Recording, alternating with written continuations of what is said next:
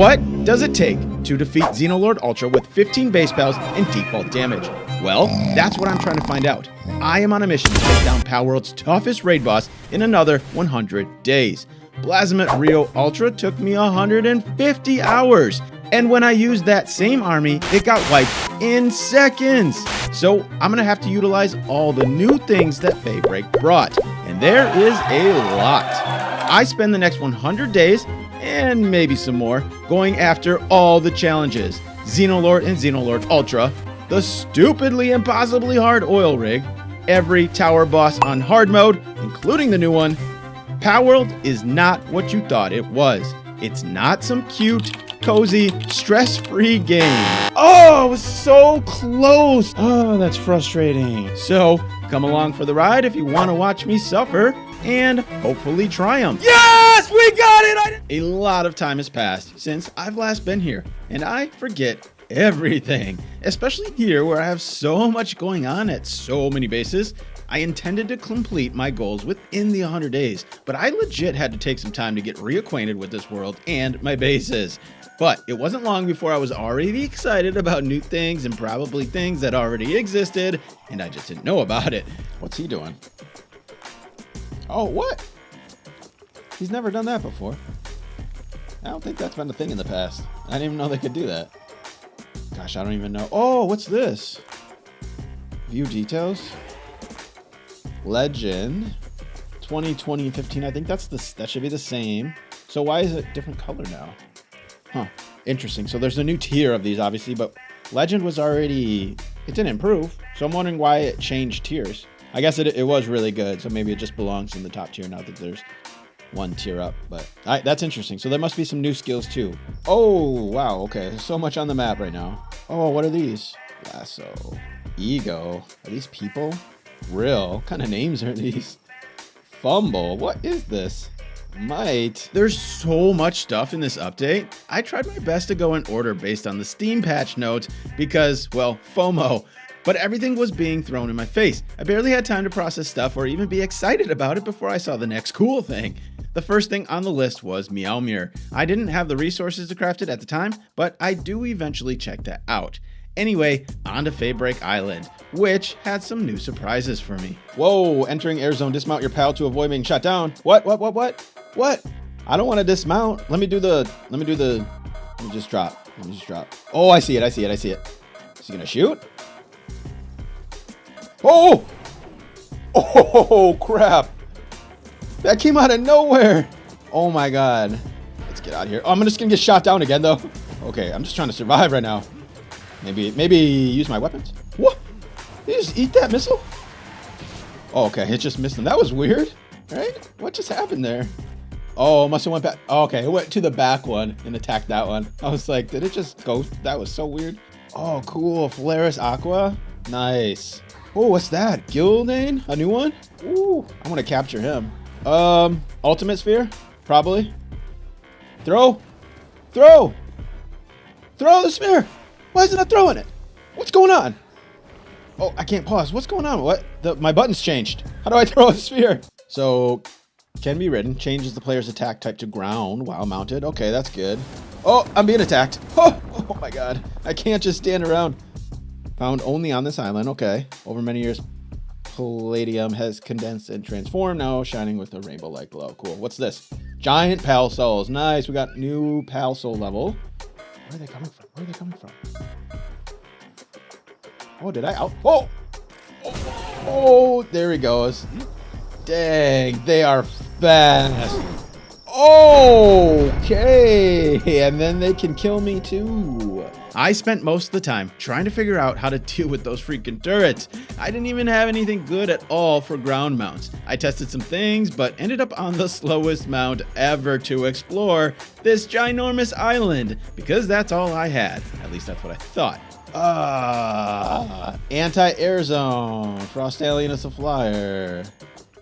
I'm not even flying though. Alright, so chill it. Dang, I wish I had a Fenglope though, honestly. It'd be way easier to explore this. I might have to come back, honestly. It's just this pace is not working for me. I need something faster. Smokey, another guy. Cool, two of them. Ooh, and 3 in a row. Neafia. All right, let's see if we can get all 3. Ooh, he's so cute. Oh my god, I need that thing. Come here. Don't attack. Oh, he's friendly too. Critical. Nice. I didn't know that was a thing. So I can get critical hits with my balls. Or my spheres. That's kind of cool. Warmed with this many things. Slowly melts from the inside. Hold some cheese above them and it becomes a true delicacy. Smoky. I continued on catching pals and exploring as best as I could. But I had trouble finding a few fast travel points. For some reason, they're really hard to see, and I can't stress enough how huge this map is. I did learn some things though, like you can still fly as long as you hop off before the missiles hit you, which made things a lot easier. And even better, I learned that you can actually destroy the towers. Super useful.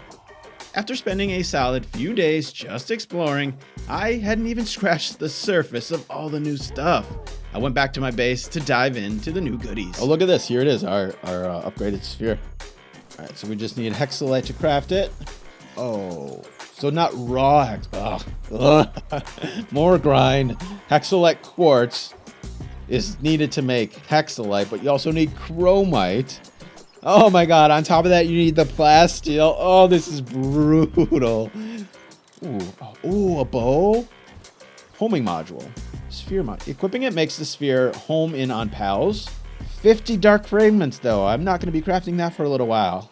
Laser Gatling gun. Oh, that sounds so sick. I gotta get that. Plasma cannon. There it is. Level 60. Highest in the game. Ooh, that is expensive. Fires high output energy projectiles. It does 10,000 damage. What? That seems so high. I bet this thing's a monster. Oh, wow. They needed this so bad. Oh, this is so nice. Okay. They've added item retrieval machine. What's that? That's legit. Wow. So now you can just farm skill fruits. Literally once made a base around a skill fruit just so I could be close to one, but that's really nice. A device that lets you freely access items from all chests in the base. That's pretty handy. What? Anti-gravity belt? What's that? Sick. There's so much nice stuff added. This is awesome. New SMG. Medicine rack? What's this? Labor Research Laboratory. A facility for conducting research on the various tasks of PALs. Okay, we're gonna have to get... Oh, we can just go ahead and craft this. Let's go ahead and check this out real quick. I still haven't found how to send them on expedition. There it is, all the way to 15. I'm like, I've been through this whole list and I haven't seen it yet. So it's really unlocked early. So I'll craft this first since I'm so sidetracked right now. Human-powered generator. There it is. There. Oh, it's huge. I don't have any room. Come on. It's so massive. Why you gotta be so big? Oh. There's literally no... Oh my god, it's huge. It's like half the size of my... Well, how are you supposed to fit this in a base? Did they increase base sizes? Because if they didn't, where am I supposed to put all this new stuff? This thing is so massive. Oh my god. Oh my god. Why does it have to be so big? It takes up a third of a base. Oh my Jesus. All right, well... Oh, this is cool. So it's just like a little mine. So they just go down in their little... Oh, this is so cool. Okay. Center 40 pals. Oh, 100% reward. Okay, well, at least it's guaranteed. All right, good luck. Are they all going to run in there? No. Okay, it's only 3. I'd be like, oh, they are. They are. Oh, my God. Oh, my God. The animation is so unnecessary. Every single one is going to run in there. That is so funny. Oh, that's too funny. How long is that going to take? Sometimes in games, the little things are the best things. And I gotta say, the fact that every one of your expedition pals runs in there visually is something I truly adored. Here's something I didn't adore. Doing the previous oil rig for my first time. Eventually, I got efficient enough at it to make quick runs, but plenty of frustration was had. So, when it was time to check out the new oil rigs, I was quite curious and a little nervous. There were 2, an easier one and a harder one. So, off to the easy one first. That only made sense. It's so much smaller. Not so much, but it's much smaller. I'm not even getting a shot at. Oh yeah, and the enemies are so... Oh, this is so much easier. So much easier. The enemies are so weak here too. Jeez. Just running through everything. It's actually a nice feeling, to be honest. The other rig can get so frustrating sometimes. Oh, I guess I wasn't even looking at their levels. They're all like 15, 16. Wow, no wonder. So oh, okay. We got both. I see those other... Yep, we got both. Yep. They're trying to hit me. Those rockets. Oh, no, don't hit me, don't hit me. They have a really hard time targeting you when you're in there, but they definitely still can. Okay, so we made it here. Let's just run around, I guess, until we die. Oh! Oh, my rocket launcher does like nothing. Oh, this is brutal. Oh, it does like nothing to these guys. Oh, no. Oh, no. Oh, no. Oh, no, it's right. Oh, no, it's right. Oh, no. Oh, my God. Okay. Okay. So, I really made it really far onto that oil rig. And it's harder than I could have even possibly imagined. Well, I got to see it. Yeah, so I may have panicked a little bit there. We're just gonna pretend like that never happened. I knew that was gonna be a nightmare to try to take down in the future. At this point, I had checked out most things that I could without at least having to craft something new from resources that I didn't have. The skins were pretty much the end of my hyper focus on checking out these new things. And I gotta say, I do love that they have them. I really hope they keep giving a bunch more. I do have a chillet though. Oh, these are so cool. None of these existed before. Oh, there's so many. Oh, that is so cool. Wow, these are awesome. Wyvern, I love these. Pudding.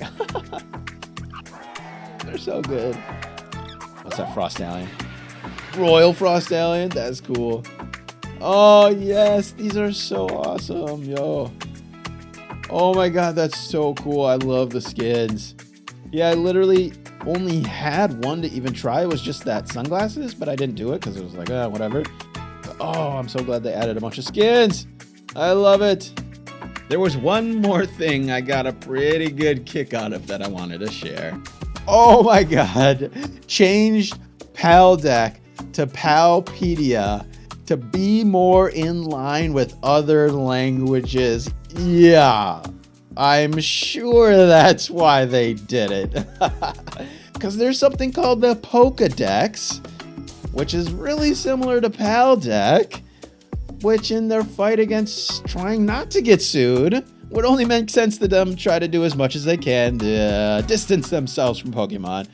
That is funny. I like the reasoning behind it, but it's a funny change. Okay, I was ready to start making progress towards my goals, but it's impossible to get anything done when you are unorganized. At least that's the way it is for me. There's two kinds of people in this world, and sometimes I feel it's a curse that I always need to have things organized. So I did that first, and I did it the slow way, not even utilizing all the new things that should have made this process quicker. My bases all needed adjustments too. I had to get the appropriate pals set up at each base for what I was in need of at the moment. Once I took care of that, I was reminded of some of my pals that had just been sitting around in my pal box, forgetting all about my Daze Mew, my fastest ground mount. Once I saw him, I wanted to return to Feybreak to try and explore a little more legitimately. I figured it'd be a good opportunity to capture some of the new pals as well, and try out one of those sphere modules and collect some of the newer resources. This is actually perfect because it can do little... Whoa! I completely missed though on that curve. What was that? Okay, so now it's less accurate? What? Okay, so how do I hit him then? So I gotta be...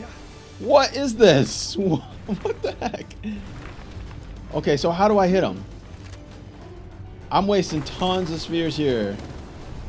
And my Daze Mew is getting destroyed. Okay, we're gonna put you away while I figure this out. How am I supposed to hit him? Wow. Wait, did that actually hit it? No, it didn't.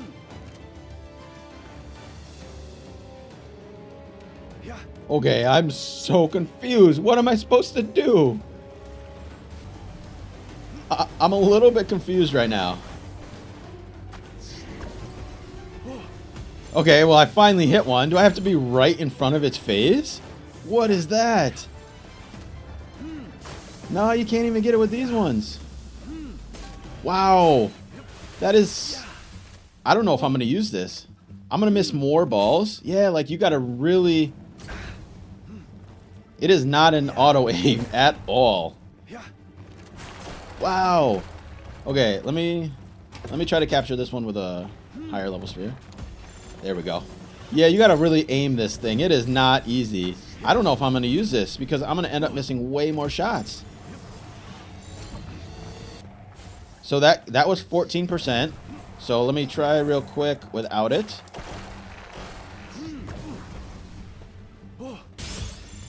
Okay.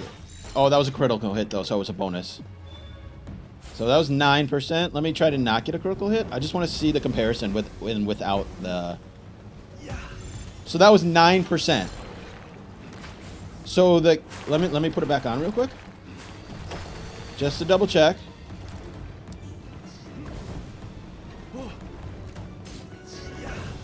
That other one is really annoying. Yep, 14%. So it gives me a 5% boost. I'm just going to take these guys out. They're really annoying. And you too, I guess. And now he's attracted to me. Just trying to have some peace here. Okay, now I'm clear. Okay, so just a 5% bonus. That's a capture strength plus 3. That is not worth it at all. Unfortunate. That is too bad. Okay. Yep, okay. Night Star Sand. Okay. I thought this might be something. You see something glowing in the sand. Might be valuable. And it is indeed. So we figured out how to get Night Star Sand. Oh my god, that is brutal. Oh, it's like purpose. Oh. And then down goes Days Mew. Nightmare, it's a new one too. Let me get her first. Before everything starts attacking me. Go. Dark Fragments, 2 of them. Dark Fragments, 3 of them. And, well, I guess we'll just pick that off the ground. There we go. 5 Dark Fragments. I know you're up. Oh, there it is right there. I know you're up here, Fast Travel. I know it. I know it. I need you. Okay. Now we don't ever have to make that trip again. That's good. All right, so let's just check this boss out. 0% expectation for...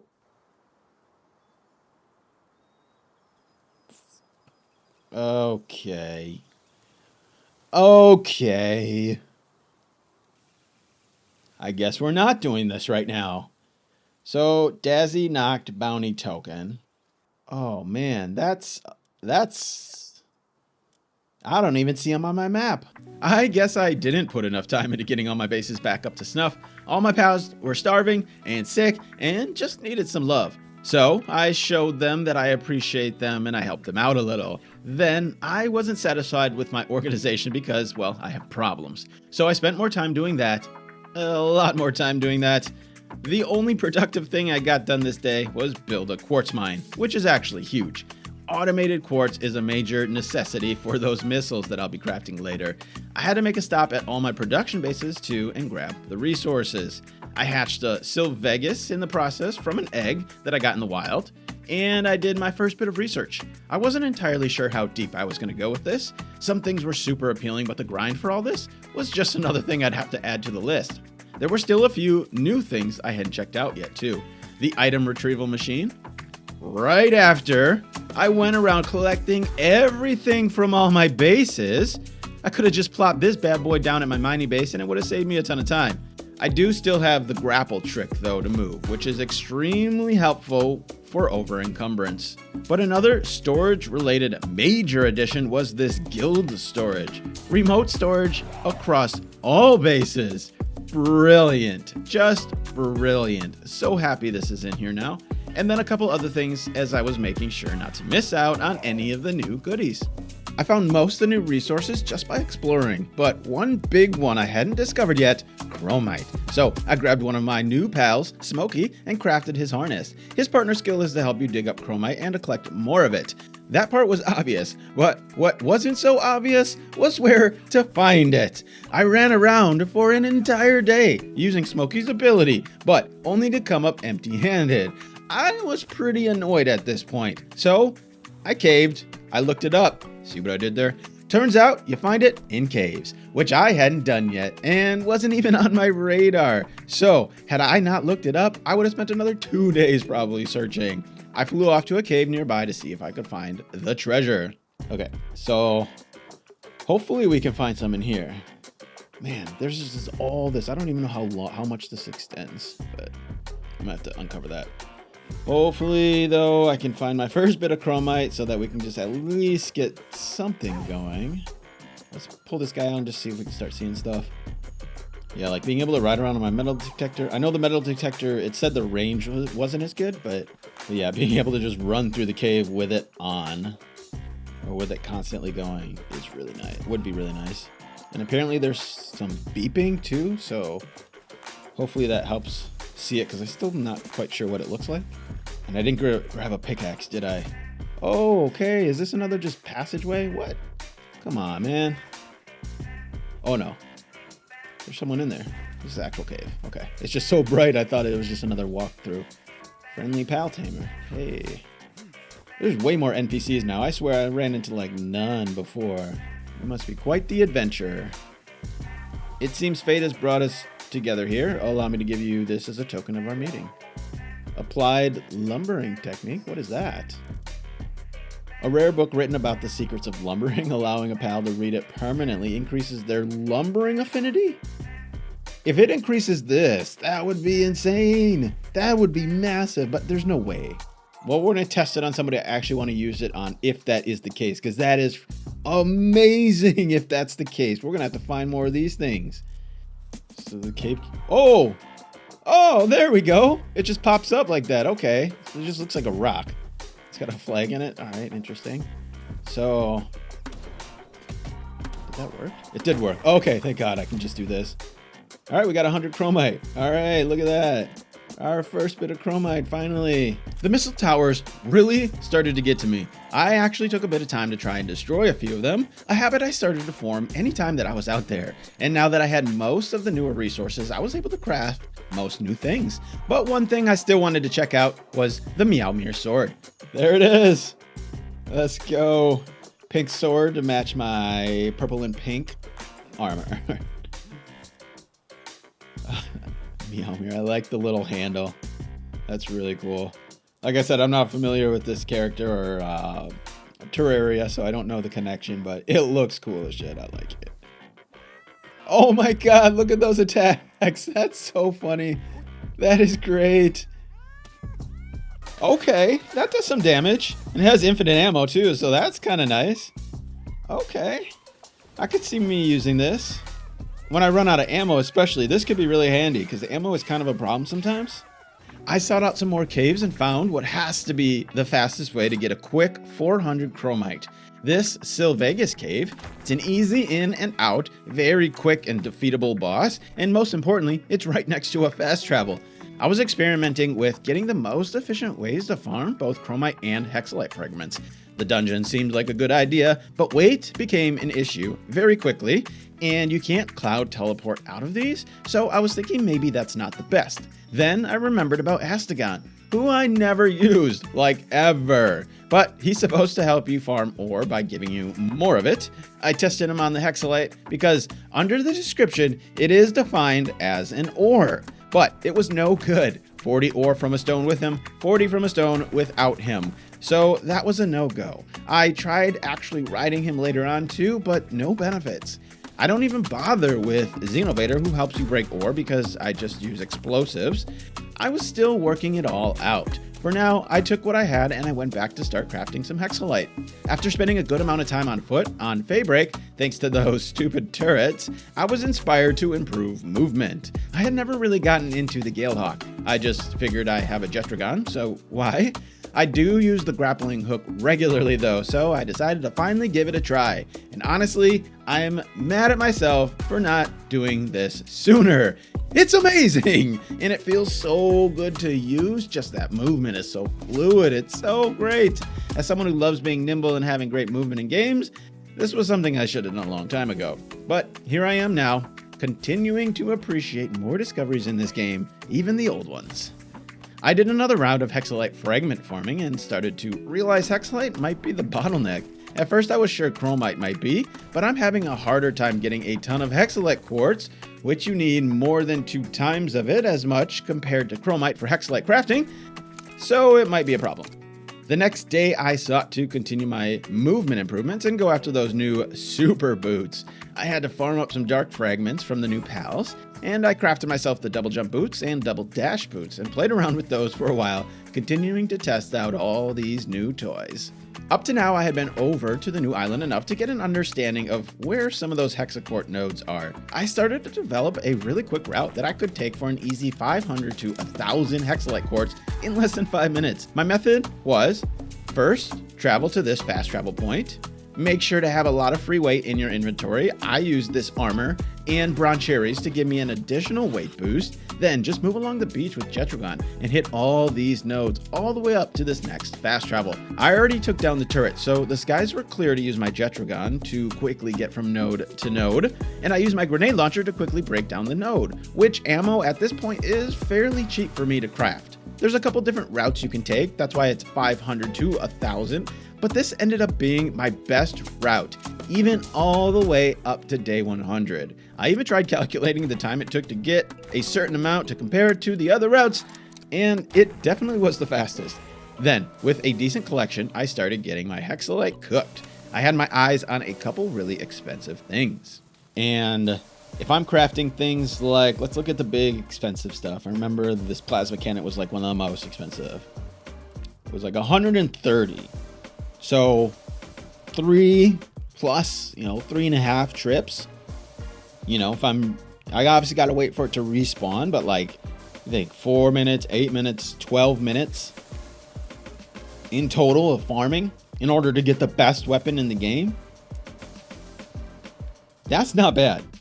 Now, I need to obviously all the other resources too, but that stuff has been in progress for so long that it's pretty well automated at this point. But yeah, that's not bad. That's not bad at all. I was a little scared when I first saw how much resources this needed and just still being a little haunted by those early days of having to get oil. But this is actually very, very balanced, I think. This needs 100 too, which is quite a bit. This is huge priority because I know for the raid I'm going to have to get back into breeding.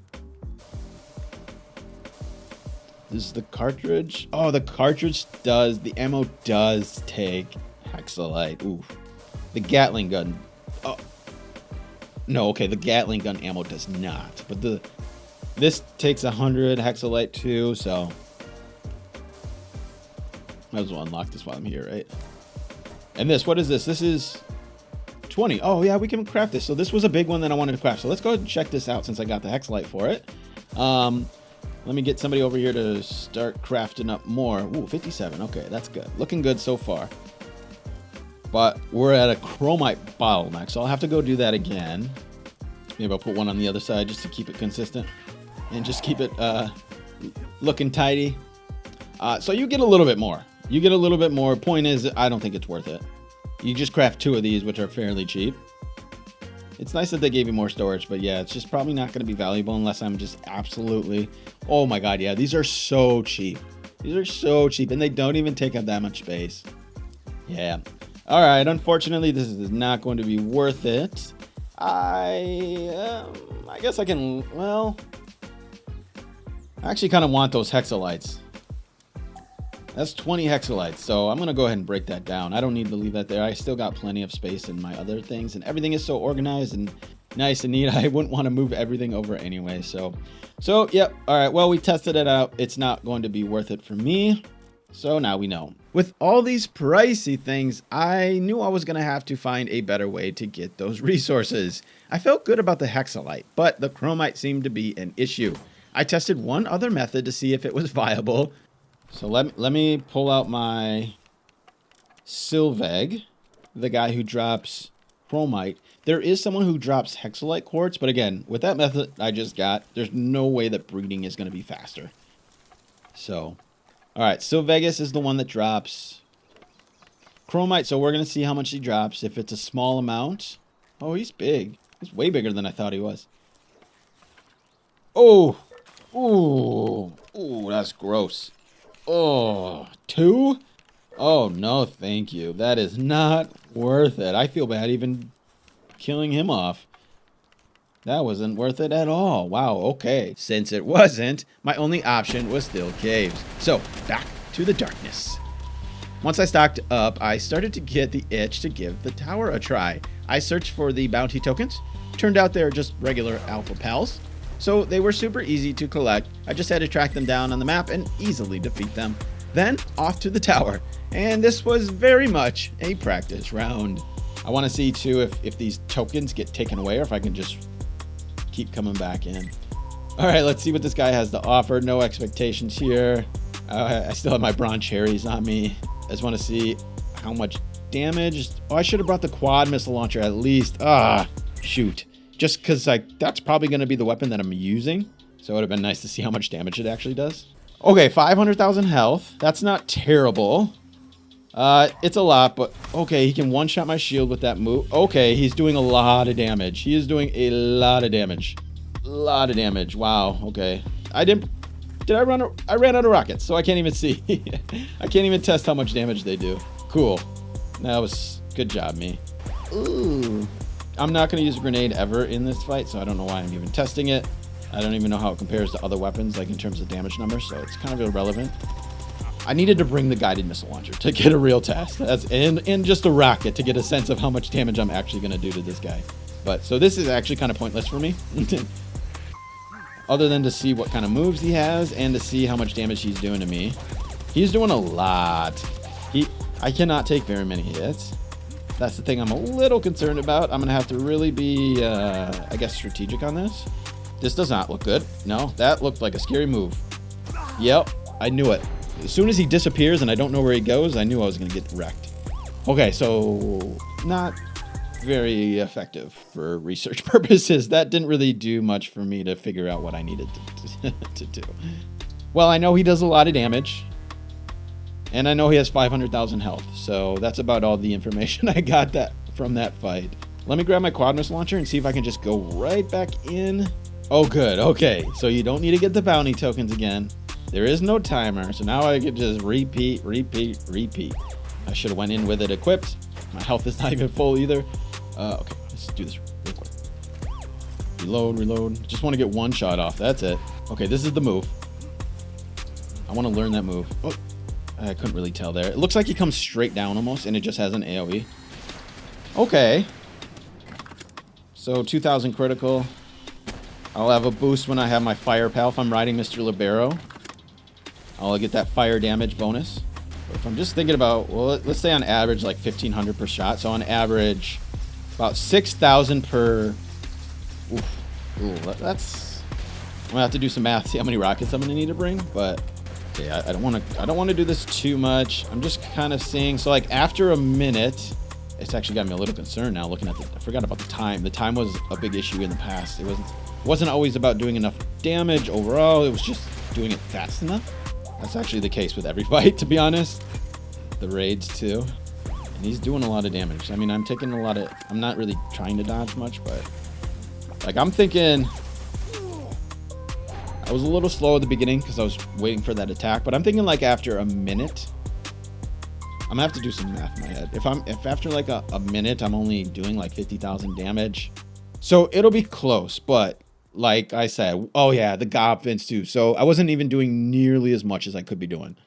Okay, so with the Gobfins, with Mr. Libero, and that's going to be the lineup. It's going to be one Ragnarok with 4 Gobfins. So yeah, we got our fully condensed Ragnarok, which I used in the Bella Noire fights. He's got Vanguard on him too, so that's an extra 10% increase in my attack. And then yeah, they all got Vanguard and Stronghold strategists. I spent a lot of time working on these guys in the last playthrough. I was ready for that fight equipment wise. I had the pals I wanted all ready to go, but mentally I still had to get myself together. I spent a whole bunch of those first days just checking out the new stuff, so now I had to get back into some kind of routine. and I wanted to make sure not to have to do that fight multiple times over and over because that just takes too long to repeat. So before I planned to go back in for a legitimate run, I wanted to take advantage of all the new power-ups so I could go in and wipe the floor with him. If you saw the Blasmet Rio saga, you know it took more than 300 days to build an army to take him down. Part of that is because I start from level 1, but really it's because the insane amounts of breeding needed to max out your pals. I completely underestimated that last time because I had never done a raid. But now that I'm a more experienced pal tamer, and because I learn from my mistakes sometimes, I started preparing for this fight way ahead of time. I had to do some research to see what the best pal for the job was. Pretty definitively seems to be Bastagor, one of the new pals. And despite spending 17 days checking out all the new stuff, I still didn't even have one of those. The other component to the fight was someone to ride and to give me an ice attack boost. The natural answer, Frostallion. So, since I do actually have some Frosties, I tossed them on the farm to try getting myself a souped up version. I crafted the Sniper Sphere module, and it's so much better than the other one, which was complete nonsense. Also, while it was night, I went around to grab some Liftmonk effigies. They added a bunch more of these, and I had room to improve my capture power. Both of these things were going to help me on my upcoming capture spree. First though, more time spent managing my bases. It's one of the downsides of only using 15 pals. It's a lot of managing the bases, but I find joy in that, whereas I'm sure most people find it annoying and tedious. Anyway, for me, it does take time and it cuts into my 100 days.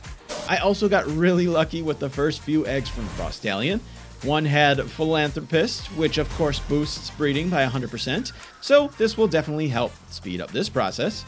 Then it was time to mass tame. I was hunting for those new rainbow passives. I didn't even have an egg incubator set up yet, so I figured the best way to get it was capture a bunch of pals. And no better way than Gobfins. They are everywhere in this area. I like to use Ultra Spheres because they are the most reasonable for me to craft, but that's why I wanted to boost my capture power a little first, because it helps not waste as many spheres. But with Jetragon, it's really easy to fly around quickly, hit them once with your partner ability so that they take a little bit of damage, making the capture even easier, and literally just toss sphere after sphere after sphere after sphere after sphere until I'm completely drained. I captured at least 200 Gobfins on my first go. Now, the fun part. Sort through them and then disassemble the ones that are worthless, which in this case was all of them, because sadly, I got nothing. I was beginning to suspect this was going to be an absolutely brutal grind. I had no idea how rare these rainbow traits are, but if I'm having to do this over and over just to get one, I'm not so sure how many I'm going to have when it's all said and done. Part of the issue is it's not just the capturing, but having to annoyingly disassemble all these extra. It's very time consuming, and I'm not exactly sure how good those new passives even are. So I guess we'll see. The rest of the day, I continued clearing out my breeding base. I have so many leftover eggs. I couldn't even remember what projects I was working on before, but I needed space for when I mass breed Bastagor. Before I could mass breed though, I had to get my hands on that shiny new incubator. I needed more hexalite first, so back to farming the resources. I hit up another boss cave, the Kitsunacht cave, because the trusty people on the internet told me it was a good place to get some chromite. But not for me. I don't know if it's bugged or if it's really just a random spawn and inconsistent, but I got 0 from this cave. So I still needed to work out a good strategy to max out my chromite grind. I spent a couple days just trying to sort this out and find a better solution. Eventually I got the hexalite I needed and I tested out the new egg incubator. All right, let's see how this works. Okay, set all eggs. And then we just collect all hatched. Oh, nice. Okay. All at once. Oh, good. And it shows the passives. Oh, I was wondering about that. Very nice. Oh, good. And then you can just click on it. Oh my God, this is so awesome. Unbelievable. This was easily the most important and needed thing in this game. It will save so much time hatching eggs. I kind of can't believe it wasn't added sooner. But thank God it's here now, For me, it makes breeding go from tedious and daunting to something I actually enjoy now. Hatching all those eggs at once is like opening a bunch of loot boxes. It's super satisfying. Now that I had that up and running, I finished setting up my breeding farm with Frostallions and Anubis. First goal was to get Legend passive from Frostallion on my Bastigors. The one unfortunate thing I ran into though was getting all my eggs to the incubator. It's too expensive for me to craft 2 of these things and put at both breeding bases, so they're all going to 1. But getting them from the other one is still going to be annoying. The item retrieval machine forces you to only be able to take 1 out at a time, so that's not going to work. And the guild chest has such limited space. But nonetheless, I'll be saving so much time with this new incubator, it doesn't really matter. Then, clearing my PAL box. It's not exciting stuff, but it has to be done. That 100 days comes up so quickly because you spend so much time doing stuff like this. And honestly, I'm not complaining because I kind of enjoy it. Now that I was getting into breeding more seriously, I had to get my cake production up to snuff. So, making sure I had as many bee guard out as I could for honey, then checking on and optimizing my farm to make sure I was getting enough wheat and berries. I gave all my pals some chickpea saute to help them speed up their work speed. And then I did some rearranging. I continued on adjusting things at my bases to become more efficient for my current needs. Nothing is perfectly optimized either, so I still have to move things around or collect things from each base, so I spent the day doing my chores. For the cakes, I have berries and wheat on my farm and the honey on my ranch base. For the eggs and milk, I just buy them. I equip pals with the noble passive trait, which gives 5% increase in sale price and buy price, so you get more when you sell and things cost less. And this trait stacks, so with a full lineup, I get a 25% discount. That's pretty significant. To purchase it, I needed gold. So what better time to test out the brand new gold assembly line? In the past, I farmed alpha bosses who drop specialty PAL materials like diamonds, and they sell for a lot. It's a pretty reasonable way to farm a ton of gold, but this new assembly line blows that out of the water. All it takes is a little ingot, which at this point is very easy to farm passively, and the conversion is spectacular. Just 100 ingots produces 10,000 gold. That's insane. I really hope they don't nerf this thing. I went straight to my mining base to make sure I was pumping out as much raw ore as I could to start smelting as much ingot as humanly possible. The only downside to this method is it absolutely destroys the sand of your pals crafting the gold. But that's really not a big deal. I have plenty of medicines, sand boosting foods, and replacement Anubis. So this is hands down the best method to get gold. After another couple days of egg hatching, sorting through my PAL box, disassembling the worthless ones, also time consuming, I was still yearning to get those new rainbow traits. So I made another trip to Godfinland, but this time I brought twice as many spheres, over 400. If I didn't get one this time, well, it's not going to happen. I'm legitimately just going to stop trying. It took me about 15 minutes to toss out all those spheres. Then I went back to base like a giddy little child, wondering if Santa brought me what I wanted or I got a big lump of coal. And after sorting through at least 350, I saw my first new rainbow trait, Diamond Body. This was one of the main ones I was looking forward to, so I was pretty excited. Even after feeling annoyed with how rare these seemed to be, I started to get some hope. This seemed like an actual legitimate way to get these passives, so I'll definitely be back. I actually ended up getting 2 with Diamond Body, which is kind of lame because I only need 1, and I also got one with Master of Fasting, which is also lame because I don't need that one, but such is my luck.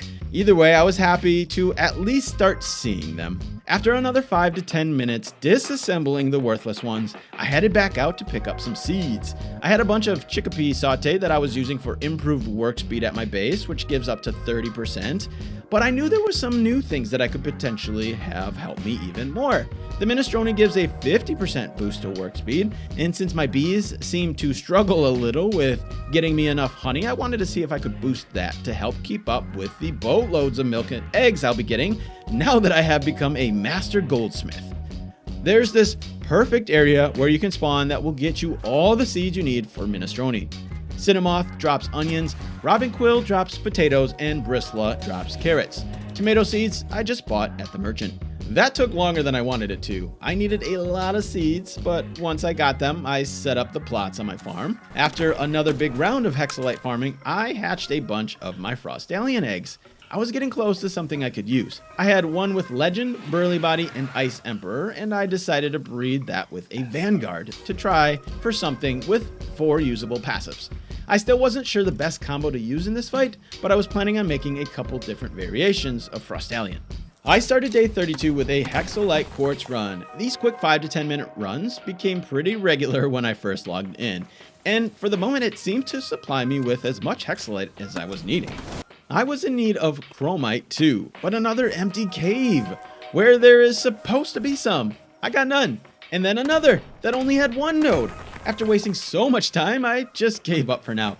Basically, I'll just wait until the Sylvegas cave respawns, because that seems to be my only reliable source. I made another Gobfin run with 400 more spheres, and guess what? Nothing! Frustrating. I've now tossed out 1,000 spheres and hatched at least 200 pals, and I've only seen the 2 rainbow traits so far, Diamond Body twice and Mastery of Fasting once. This is becoming really annoying. I want those rainbow passives, but man, the grind just doesn't seem to be worth it. I got back to tending to my farm. I needed to make some improvements. It wasn't producing enough of the minestrone foods, so I had to get more seeds first, then plant more crops, then rearrange some things for efficiency. Once dinner was served, I dished out some minestrone to all my base pals. On my routine quartz run, I stopped off at this cave right on my normal routine for some chromite. This got me a ton of chromite. It had more than 8 nodes in it, and the cave itself was pretty small. I got almost 800 in no time at all. This cave quickly became my go-to spot for chromite. The only problem is the cave layout isn't the same every time, but it still beats the unreliable inconsistencies of the other caves for me. Besides, this cave has other useful things too I need, so it's actually a worthwhile trip to come in here. My Frostallions had been producing this whole time, and I finally got a couple that I liked. Legend, Burly Body, Ice Emperor, and Musclehead was one, and the other with Legend, Burly Body, Ice Emperor, and Vanguard. Frostalion's a little trickier to get passives on because you can only breed them with themselves. So these were basically the best passives I had in the pool, and because I needed to start focusing on my Bastigo breeding, I called it good enough.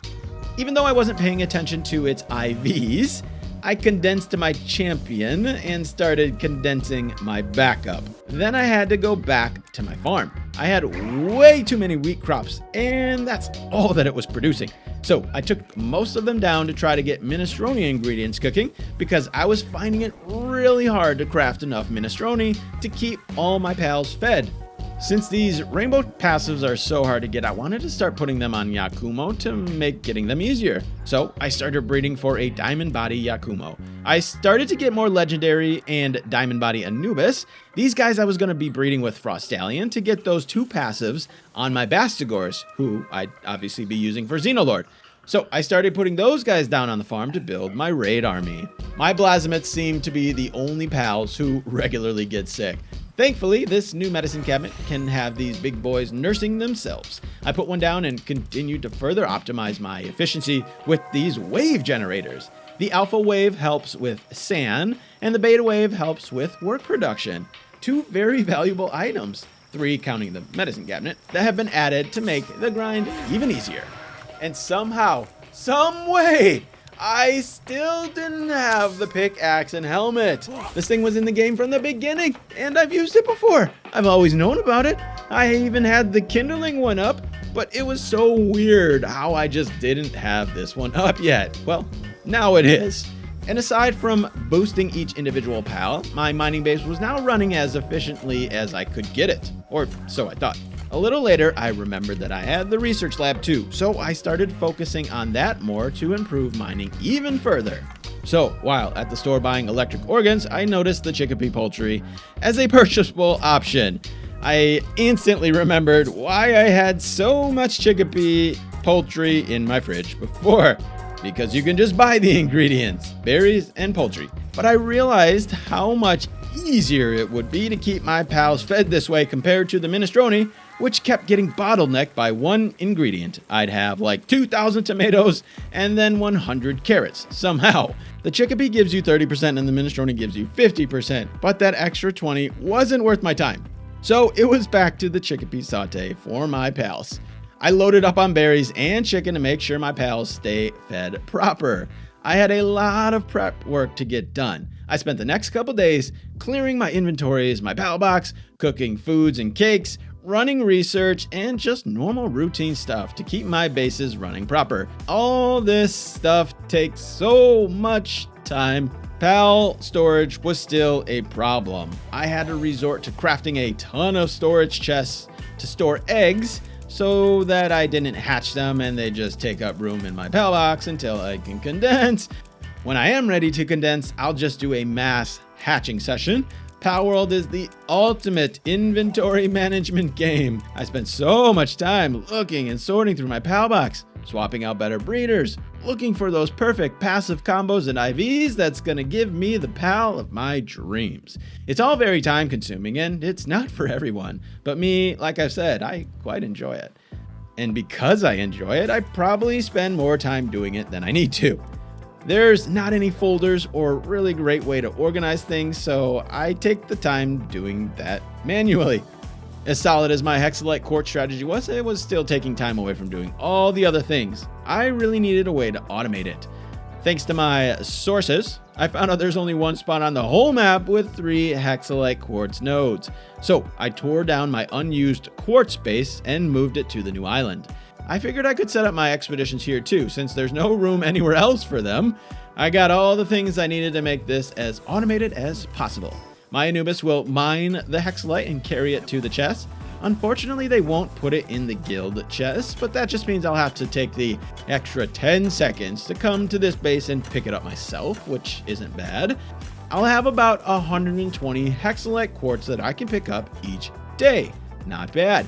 It definitely wasn't going to be enough, but it will absolutely help supplement my manual runs, which is exactly what I went to do next. Still working on that chromite strategy too, because this time the cave had a different layout. It was way bigger and not as many nodes. Really annoying with this chromite stuff. After a full day, I checked on my new automatic hex farm and was happy with the results. It actually worked. So much grinding. I was way too sucked into the routine. I needed to get back to my goals. It was time to take on the next tower boss. I equipped my Gobfins, my quad missile launcher, and I rode Mr. Libero, my Ragnarok, into battle. Or I just completely forget. So let's make sure to eat these. This one's going for me. Give me an attack boost, and this one's going for Mr. Libero. Hopefully it helps keep him alive. All right, here we go. I'm a little nervous. I'm confident that I can do it. I haven't done it yet. I died so quickly before that I don't know how this is going to go. I don't know how his attacks. That's what I'm concerned about. I'm probably going to take too much damage and die. I'm not concerned about being able to do enough damage, honestly. But if I can survive long enough, that is the question. So here we go. Okay, here we go. Mr. Libero, I almost should let him do an attack first, but I guess I don't know his attack, so maybe not. I didn't even have my rocket launcher equipped, but there we go. Let's get fire. Oh, that's nice. That is some nice damage. I'm just going to try to keep moving. I want to be patient here, a little patient, just so I can kind of learn his attacks at first. Like that. That actually didn't do too much damage, but it's still following me. That's all right. Okay, just watch my stamina. Not even paying attention. It's just hiding behind there. This is looking good so far. Looking really good. I really like how much damage I'm doing on this. I just gotta manage my reloads better and kind of pay attention to where I'm flying. I'm just kind of just doing this randomly. He's not attacking that much right now. That's why I'm a little less focused. There we go. He's not even hitting me. This is good. This is good stuff. Feeling good right now so far. Got plenty of time. I guess that's probably the biggest thing to worry about. Mr. Libero's taking a little bit of damage, but not too much. My character is perfectly fine. I'm not worried about that. Let's just try to dodge that. It's not bad. I think we're gonna do okay here. I don't think I'm gonna have a problem. As long as nothing catastrophic goes on or happens here, I make some major mistake, I should be okay. As long as I can fly around. This Swift is so nice. Oh my god, he's so fast. This was such a good call by getting this. You can just avoid all his attacks, honestly. This is good. This is gonna be easy. We're right there. That does so much. It does 10k almost when it hits those critical hits. That's insane. Remember, this is only the second tier quad missile launcher. So I don't even have... Okay, that is probably going to hurt. Glad we avoided that one. I don't even have the top tier missile launcher, which I'm going to try to get. Not going to try too hard, but I am still going to try to farm that a little bit. I have a feeling I might need that little bit of extra damage when I get to Xenolord Ultra, but we'll figure that out when we get there. Okay, this is... Oh, that's a different one. Mr. Libero's, he's taking some damage here. I should start to pay a little more attention just to make sure we can get all the way through this without losing him. I could probably still finish this on foot with no problem, even if he does go down. I still got full health. I have those recovery meds. I brought those as well, so yeah. This is easy, actually. Now that I'm almost done with it, I am realizing how easy this actually is. Thanks to the hundreds of hours I put in grinding this Godfin and Ragnarok combo out. I'm just glad I didn't have to... I'm glad he was an ice type. Because obviously I could just use this instead of having to create a whole new pal. Although I did finish my Frost Stallion. There he goes. Easy! That was so much easier than I thought it was going to be. No, I didn't even need to be nervous at all. Super easy. Bjorn in Bastigor. My Swift Ragnarok made that fight way too easy. Now it was time to take on something a little more challenging. I had more than enough slabs from all of those Chromite cave runs. I needed to test Xenolord so that I know what I'm up against. I had zero expectations to win, especially because I'm just using my old army of Yormantides, and I didn't improve them at all, so this was mostly a test. Mostly. Alright, team, let's see what you got. A bunch of them have, most of these, not most of them, but a lot of them have Holy Burst. They're not using it. Okay, there they go. They're using it a little bit. So, a couple of them are getting smoked, but a couple of them are surviving. We got to get up in the air so we can get a better view of this, and that hurts a little bit. Ooh, that beam is no good. So that did a good chunk of damage. I'm going to have to be careful of that one. Let me see how much damage I do. Oh, that looks really bad. That looks really bad. That is a... Oh, okay, there's the move. There's the move. A lot of them tanked it fairly well, though. They're at half health. That's not terrible. That's not terrible. I gotta see how much damage I do, though. So I'm doing like 3,000 per hit. That's not great, honestly. That's not great. So it's... Oh. Ooh. Ooh. Oh, is that beam slicer move? I think I remember that. I'm not sure if that's the same move, but that wrecked me. I am gonna have to be careful of that one. Okay, let me get to my pal box quick. Oh, too late. Too late. Now he's just gonna attack me. Let me just get someone out. Let me get someone out. No. Let me wait till this move is over. Okay, now we go. Now we go. And just drop some Anubis just so he's not attacking me and destroying the pal box. Okay, so Yormantides got wrecked. They barely did any damage. And Anubis are almost getting one shot too. I don't know why Anubis would be any good for this fight though. So, I mean, they are strong, but God, that move is wrecked. And then he dives, doesn't he? Is that what he does? Yep, that move is absolutely brutal. Is there going to be a way to avoid that? Oh, and I lost Frost Stallion. Okay, I wasn't even paying attention. Okay, this is not good. It started off okay, but yeah, he's just wrecking everything so quick. Oh no. I am just... I was feeling pretty good going in the first like 30 seconds, but now I'm really disheartened. Really disheartened. Let's see if I... Ow. Ow. I got a bunch more Yormantides. I don't know why I'm not dropping them. That one got one shot I just dropped, and so did the other ones. Oh, these are uncondensed, that's why. Forgot about that. These are... I got more. Let me stay in the fight. Let me keep going. No, I got another Frost Alien too. Oh, I forgot how hard it is to manage this freaking pal box. Oh my god, okay. Holy arm, just drop out there. Never mind. Never mind. That's what you got to be careful of. I'm going to get some salines out and see if their Holy Burst can actually do anything, though. Literally just standing at this pal box the whole time, trying to dump things out. Nope, she got one shot. Okay, let me... No. Stay alive for 2 seconds. Yeah, they're getting shredded, too. Absolutely annihilated. I haven't even done 300,000 health on this thing. That's insane. That's not good. It's not good. Well, we got 5 minutes left. Let's keep dumping them out. The problem is I got no strong enough pals that it can even survive one hit, so it's kind of pointless. I got like nothing good here. No one's condensed left. Yeah, see, they get one shot instantly. It's just not even worth testing them out. At least I'm not dying here. So another Yormertide. These ones are condensed. I had a lot of condensed Yormertides. I remember I had extra. I think more than I needed because I ended up switching to saline for that last fight for some of them, I think. Or I started at least breeding salines. But I don't know. I don't remember what I actually... Oh! Oh no, okay. I thought all the Yormertides I just put out he did, but it wasn't all of them. It's like, there's no way he one-shot all my fully condensed ones that I just dropped. I got no more condensed ones. That's what I'm looking for here. But not. I want to watch the fight, honestly. Let me watch the fight. That's what I want to do, but I can't even... I guess the ultimate goal is just to see how much damage I can do at the end. So let's throw out some Jetragon, see what he can do. He's the same type, so he's probably not going to do much. Bella Noirs, more Salines to dump. That's pretty much it. I think well, no, these are all level 1 Bastigors. So like, there's no point in dumping those out, I guess. Yikes. See if I can just get past 1,000,000 health. Yay, we did it. All right, so we got past the 1,000,000 mark. We got only 300,000 total damage done to it.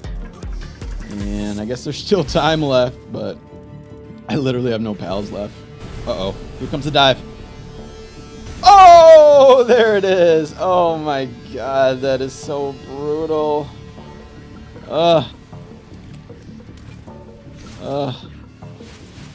So disheartening.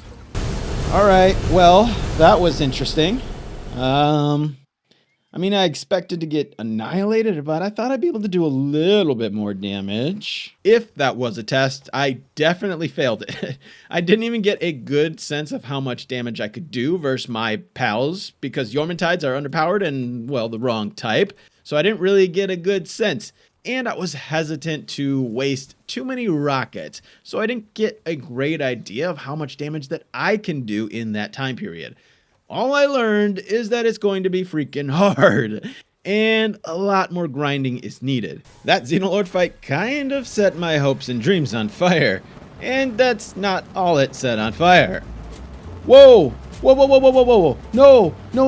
What is this? What? Oh my god. Okay, so this is why you don't put 2 bases next to each other when one of them is a boss raid base. Cool, I got my dead pals just sitting over there still, but I lost a breeding farm and a couple of other things are on fire, so great. Look at you, Anubis is on fire. Bro, is this gonna keep burning until it's just done? Oh no, I'm on fire. What is happening? This is lame. Oh no! Yep, and I let me guess, you lose all the eggs too when the thing is destroyed. I'm not seeing them anywhere. Real cool. So did I lose 2? 1, 2, 3, 4, 5, 6. No, just 1 base. Oh, this is a mess. I spent so much time organizing all these pals to line them up with the right IVs and to breed them with the right ones that I thought was going to give me the best chance, and now it's all disorganized because everyone's on fire, and I'm gonna have to pull them back so they don't... Oh, this is annoying. This is like they're not at their thing. Oh my god, I'm so frustrated right now. This is so annoying. I spent so much time over here doing this, and now I gotta redo it all. Come on, man. Well, I'm moving my raid base. In fact, so I don't forget, we're just gonna dismantle this base right now. Oh, that is frustrating, man. That took so much time. And everything's just gonna burn too until it's gone, isn't it? Oh, you know what I should do though? Let me grab the cakes just in case everything does go away. And the eggs. Oh, this is so many eggs. Oh.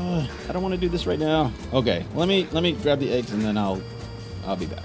That's the same spot I did all my other raids. I thought it was perfectly safe, but I guess not. I'm gonna have to find a new spot to do my raids now. But that's still a very long ways away before I even attempt that thing legit. A lot more grinding was needed, starting with boosting my frost aliens. I took them to the oil rig for some good old XP farming and the faintest dream of getting that legendary quad missile launcher. The grind continued with some hexolite farming, well, a lot of hexolite farming.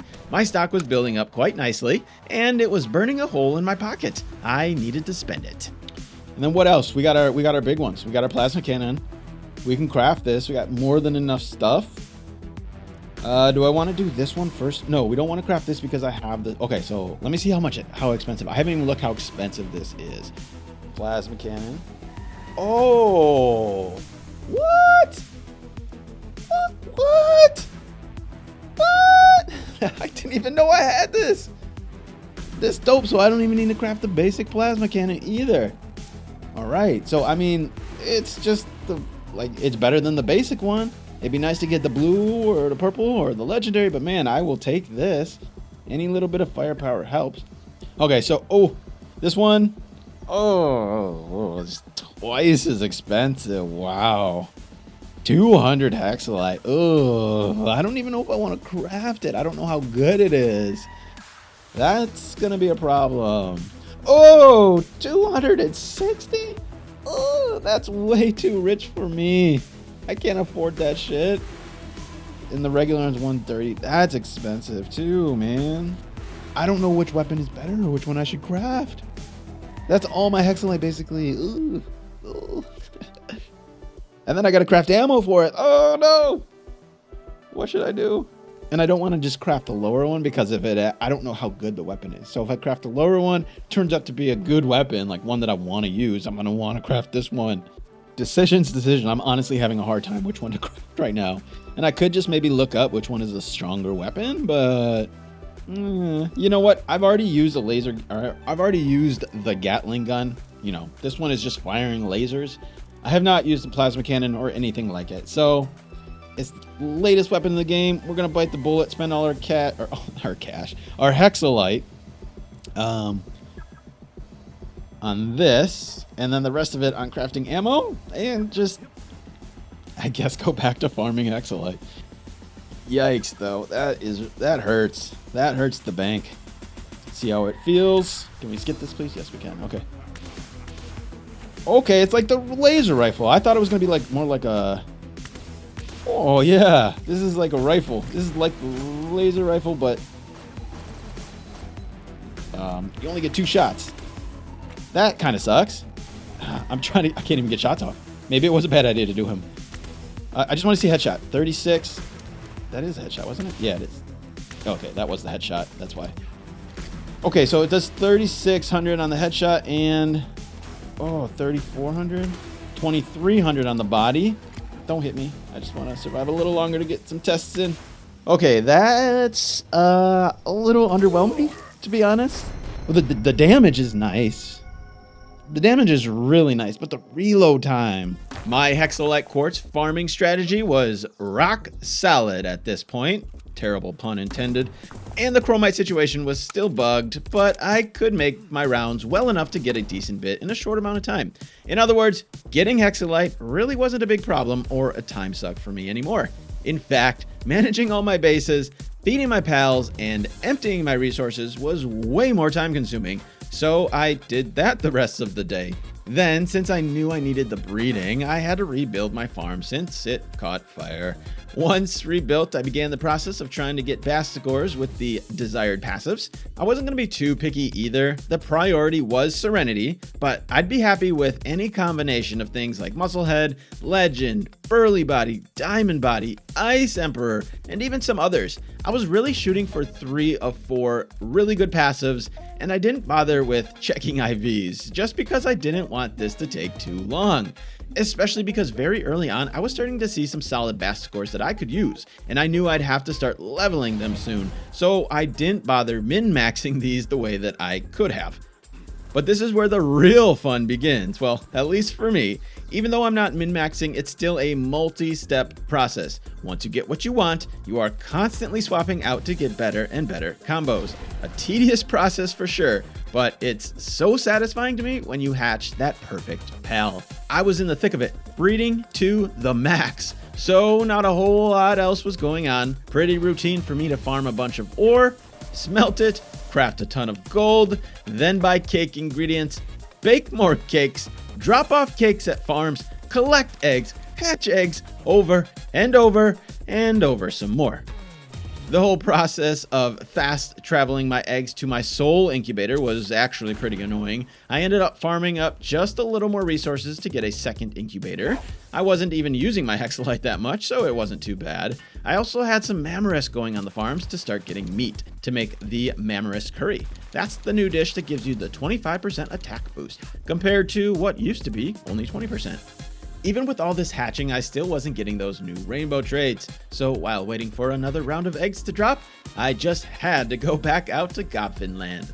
But this time, I wasn't messing around. Almost 1,000 spheres. I was getting those damn traits. I even tried out the homing sphere launcher, but I don't really like it because I can't use it off the back of Jetrogon. And since I'm only using Ultra Spheres, it still is not a perfect capture rate, so that little bit of extra damage from Jetrogon's partner attack helps. So I stuck to the Jetrogon strategy. I went for about 15 minutes and I didn't even get halfway through my spheres before I ran out of room in my pal box. I had to go clear out the Goffins and check to see if I had any traits. But nah, still nothing. This was getting insanely frustrating. I even crafted a third disassembler to make grinding them a little bit faster, but it was still just too annoying. I had over 600 spheres left, but I didn't even bother because I was so over it at this point. There had to be a better way. I did some research and discovered another solution. Will it be better? Well, I'll find out soon enough, but anything other than farming Gobfins, I was open to it. One of the new NPCs can help you get rainbow traits. His name is Dr. Braun. He has a specific set of areas he can spawn in, so I just had to fly around a bit until he spawned in, and it really didn't take much time at all. I spent more time crafting these 200 ultimate spheres to make sure that I could actually capture him than it took me to actually find him. Of course, I only needed one because I got him on the first try. And guess what? After over 300 hours in the game, I have not yet caught a human. This was my first one. I guess I'm just not that kind of person. Anyway, this Dr. Braun will perform a surgery once a day on your pal of choice, and it will either give it worse stats and a bad passive, or a good passive and better stats. I was really hoping for those rainbow traits this way, but my first attempt on Frostallion was no luck. I still got a plus 15 stat boost and a positive passive skill, Dainty Eater, but nothing worthy of my time. I guess my luck ran out on capturing him with just that one sphere. Ever since I crafted my plasma cannon, I have been kind of short on hexalite, so another almost full day just to restock my supply. I was also going to need it for some plasma ammo. I was starting to craft more and more ammo of all types I needed because I was getting ready to go after my next challenge, the hard mode tower bosses. First up, it was Zoe and Griswold. Keep it behind this wall. Take out the gunner or the crusher first. Okay, I probably don't want to waste time with these rockets. 10,000, that's not... No. We don't want to waste time with those rockets just because one at a time is not going to work. Like, get these shots off, get somewhere safe, and then reload. Like, yeah, definitely. I know some moves go through walls, that one doesn't. Yeah, this is what we want. Okay, we got to get on the other side of the map here. Let's do one of these. He blocked it. He blocked it. Now reload. Nope, wrong weapon. No. Oh, he blocked it again. Crap. I do not like that. He can just totally stuff me. All right, let's get to the other side. Oh, no. Get behind. Oh, that was close. Oh, he still got me a little. That was really close. What? That's the move that goes through walls. Oh. Okay, I got to learn his moves. Okay, we got to get out of here. Get out of here. Okay, we're good. To the other side. Crap, I'm still stunned. What the heck? Okay, let me focus. I'm really close, actually. Let me just try not to get hit again. Oh, I'm so close. Yeah, we got it. That fight turned out to be harder than expected. even with a squad of max Scotvins and the quad missile launcher, but apparently I had already done that fight. The weirdest thing happened to me once I saw the Zoe hat as a reward. I remembered I already had that hat in my inventory, but how? All right, so the weirdest thing, all right, I'm checking my inventory and I see that I have all these headpieces. And the only way to get these headpieces is by defeating the hard mode version of the tower bosses. I literally, for the life of me, cannot remember doing these fights. I sat there in the first fight wondering if I had done it, but then after the fight started, I'm like, no, I definitely didn't do that, but apparently I did. I did 5 of them in hard mode last time. And I'm pretty sure I didn't put it in the video. I think I may have probably done it after I finished my Plasma Rio Ultra fight. And that's where I ended the video. But these didn't just magically appear. I did these fights and I still cannot remember doing them at all. So the only one I don't have are Seiya and Celine and the new one, Bjorn. So I definitely want to give those an attempt.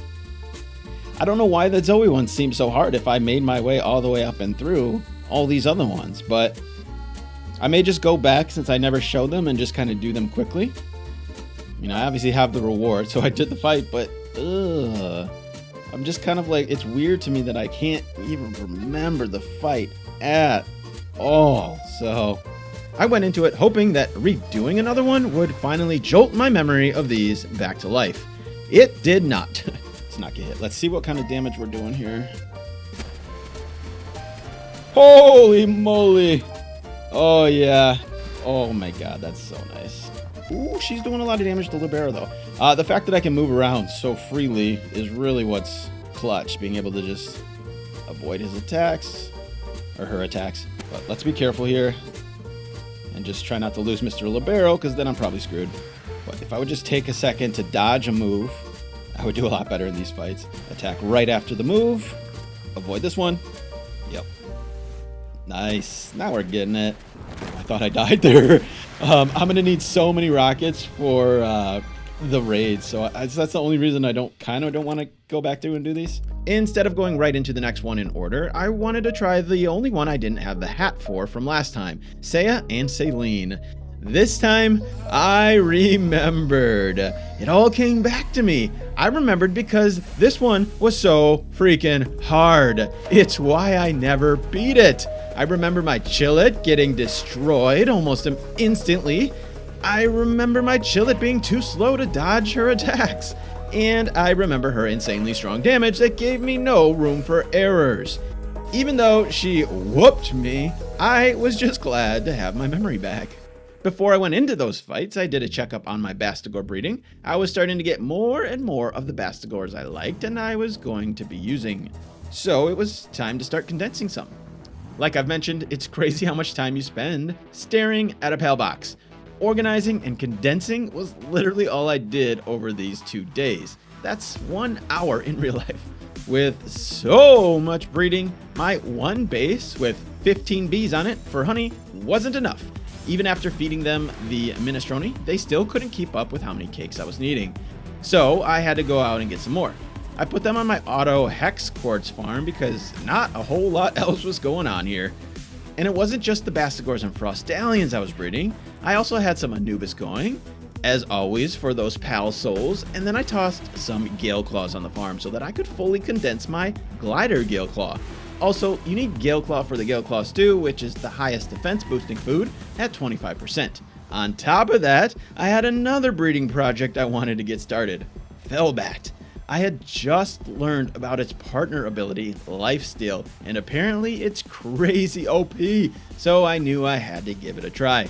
I started combining what I had Goppins and Matsurina with those Vanguard and Stronghold and Diamond Body traits to get myself a starter Felbat. If you've seen my Blasmet Rio saga, you know my main method to level up pals was the oil rig.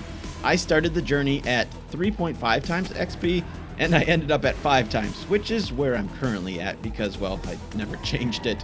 But the whole reason was because XP was such a ridiculous grind before and I was trying to get to the boss fight without doing the same thing over and over and over. Up to this point, that was still my main way of leveling, so occasionally when a Bastigor got the passives I liked, I would load up on a few and take them to the rig to quickly level them. With all the breeding farms maxed out, I had some waiting to do, which meant it was time to get back into the fights.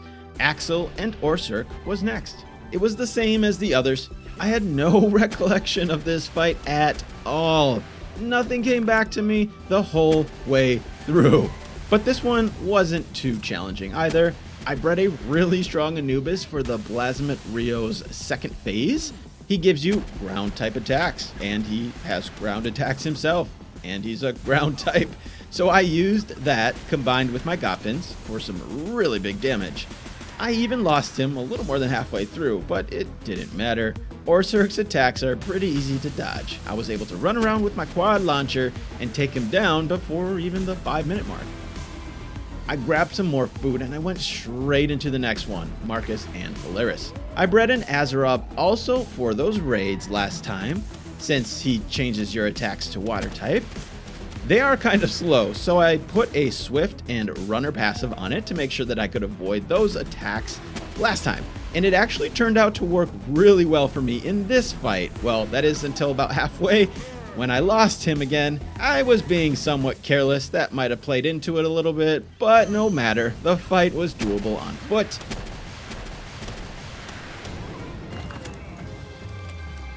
I was on a roll, so I kept going. I went right into the next one, Victor and Shadowbeak, but this one is not like the others. It actually might be the hardest out of all the towers on hard mode, including the new one, because you have to face off against 2 Shadowbeaks, and they are strong, they are unpredictable, and their attacks are relentless. It is so hard to dodge both of them, so I died. I sat there and thought about it for a while. I still couldn't remember the fight before, but apparently I beat it because I had the hat. But how?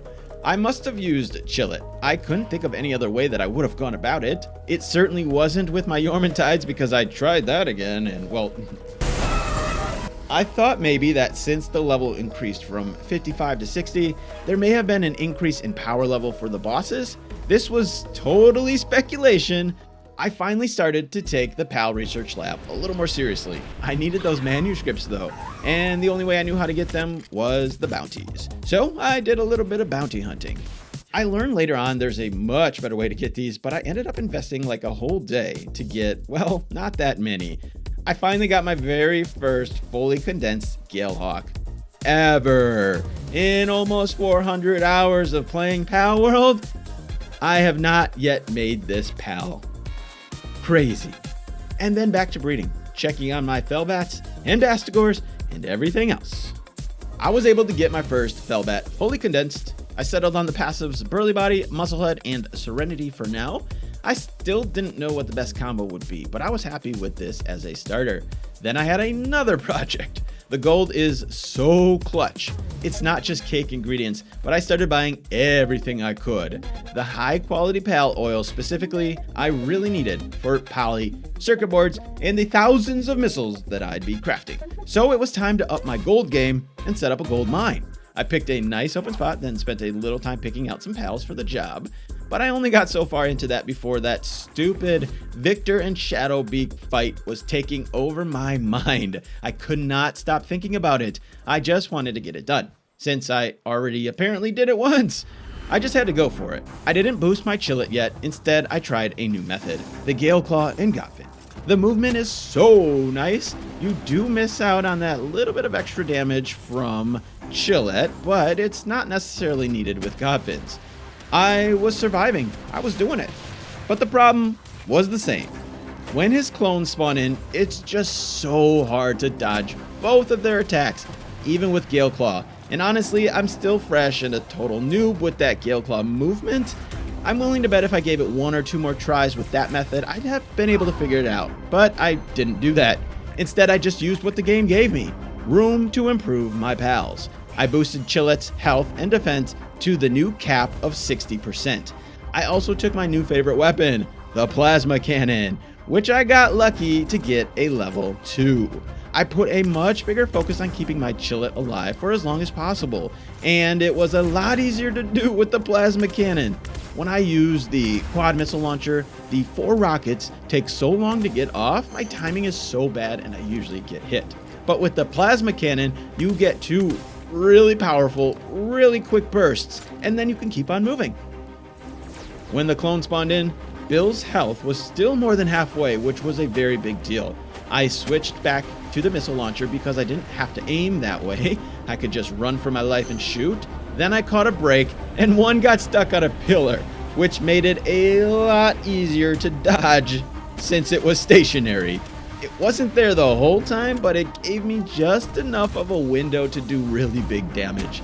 And because I was able to keep Bill alive, I got some huge numbers to make fighting those clones go as quickly as possible so that I didn't have to endure trying to dodge that thing for as long as I did the last 2 times. And I finally did it!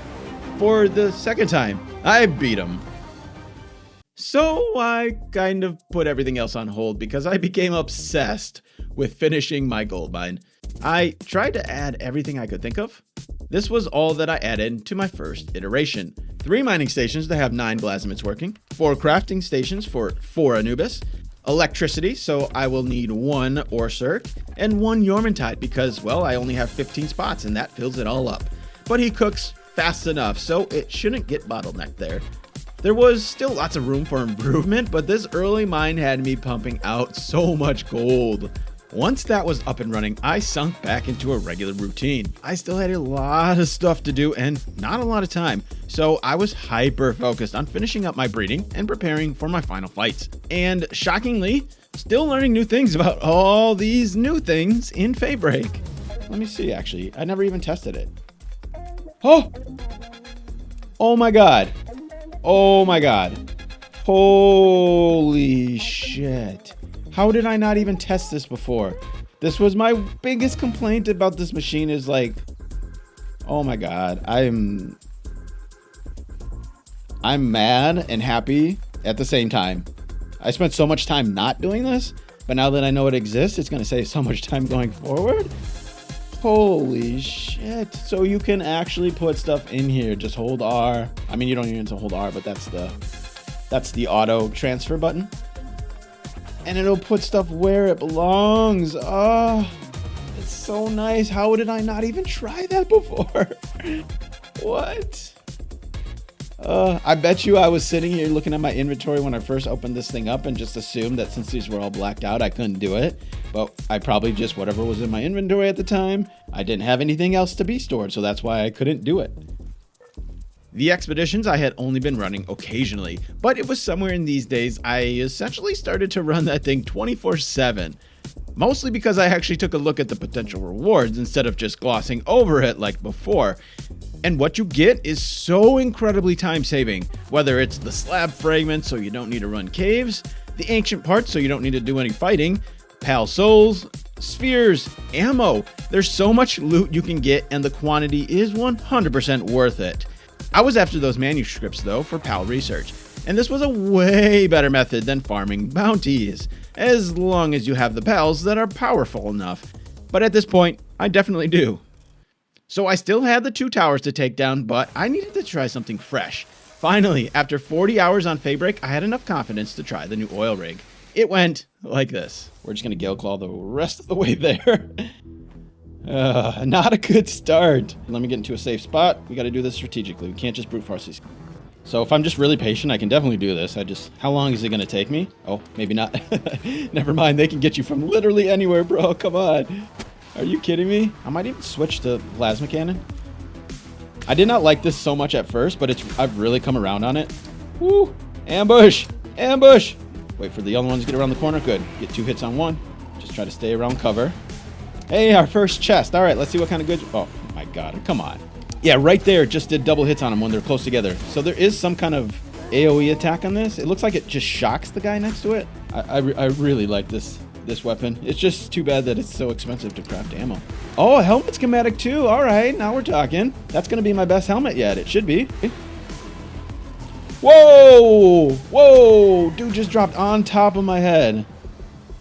How do we deal with this? He's going to blast me as soon as I get up there. Can I shoot? Okay, yeah, I can. I thought the fence might block my shot for some reason. Oh my god, okay. These guys are tough. This is not good. What about if we go like this? How about this? Didn't even go after him, but that's fine. This is crazy. This is like a freaking boss itself. Oh my god, just a missile to the face and does nothing. Wow, that took so much ammo just to get one of those guys down. Right, we don't even worry about him. We're just gonna keep moving along, get this next chest. My goal is just to get the... do I need to fight the chopper to get the chest? What? 2 knocklims? That's not fair. I can't even get over that way. One thing at a time, nice and slow. Wow, that's doing nothing. That's doing absolutely nothing to them. Okay, I can't fight him. I'm gonna waste all my ammo on this one guy. And there was another one over there, and I don't know how many more of these are gonna spawn. I'm not gonna be able to fight these guys. Okay, we're just gonna move past it. I just want to see this thing. This is probably really dumb. Yeah, probably really dumb, but I really just want to get an idea of the layout. Don't attack the knocklims. Don't. How? How? Oh, this is not nice. Let me get this and then jump just to try to survive here. I really wish I wasn't doing this at night. I can't see anything. There's a glare on my screen too. Oh my god, this is crazy. This is where I don't even know where I started. There's got to be a way up, right? Great. Now I'm gonna go in the water. This is not what I want. Oh my god. Oh my god. Oh my god. Reload. Reload. Reload. Reload. Oh, we didn't get him. Oh, what? How did he not die there? This is crazy. Those crushers are insane. How did he not die there? I put 2 shots to his face. This is crazy. This is absolutely crazy. I can't see what I'm doing. It's really annoying me. I'm gonna go back. Oh my god. And no, I really don't want to lose Jetragon there. I realized last time when I was stuck in the water, I could have just used Jetragon to get up. And that's why I didn't want to lose him there, but great. Now I can't go back in, no, now I can't go in the water. So, and here I am stuck underneath again with no way to get up. Oh, look at this right here. We can get down here. Perfect. Now we are on the platform, so at least we're here again. See, like if I had Jetragon, I could just pop up and go up right there. I don't know why I didn't do that last time, but here I am with no Jetragon. I kind of want to go back and start over again and get a new Jetragon, but whatever. Let's just do this. Let's just do this. Oh my god, there's so much. Okay, let me get my shield back. There's so many guys. It is nice. What? What? Get this chest. Not smart. Waste. Worthless. Okay, that Xenovator just can teleport through walls, so that's not cool. Oh my god, there's so many guys. There's so many guys. Dude, Xenovator, what is this? All right, we need to get out of here. We're not in a good spot. Yo, there's no way to clear this thing out. There's no way. Like, it would never be worth it, right? Xenovator is just on me. What is this dude's problem? I'm so far away. He's gonna chase me across the whole rig, isn't he? Oh my god, no. I just wanna... I can't even speedrun this thing. There's just guys everywhere. Okay, come on, come on, come on. Oh my god. Oh my god, this is insane. I can't even breathe. I'm just trying to get somewhere safe to get my shield back, catch my breath. This is... Oh, come on, get in here. Am I safe? Am I safe in there? No, I can't get in there. No. I'm screwed. Yo, I just want to see the attack chopper now. Ugh, this is insane. What am I supposed to do even? And I don't know if there's an underneath one, like on the last rig. Didn't look like it can get underneath. I'm gonna try to just fly over all these guys. I don't see a chest. I don't see a chest. I want to stay up top though. Nope. No. Yeah, this is bad. This is bad. What? 3 crushers up here? That's crazy. Get out of here. Get out of here. Go. Okay, I didn't see a chest. That is insane. And Jetski's fighting him. What is he doing? What is he doing? He's gonna die. He's gonna die. Come back. That's a mistake. I should have left him out. But here I am once again stuck down low. Okay, it wasn't over on that one. Let's try to check the other corners. No! Get away! Okay, I'm not seeing it over here. Where is this stupid chest? Not there. Holy crap! There's so many guys! Is it up there somewhere? Where is the chest? I just want to find the chest. There's so many guys! Am I safe up here? Oh my god, the stutter is insane.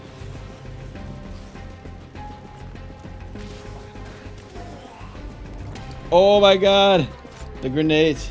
Not in... Is that it? Not in... Where is the freaking chest, yo? I died from fire. Where is the chest? That's frustrating. I can't even find the chest. After a couple very long attempts, I was starting to get annoyed. If you can't tell from my voice, I was kind of over it. I really just wanted to find the chest so that I could at least see and face off against the chopper. I didn't even care about the loot, but I was struggling so hard that I couldn't even take 2 seconds to look around for it. Also, I didn't know where to look for it. It was actually right there, just hiding, and I couldn't see it in all the panic, and with 100 bad guys chasing me down.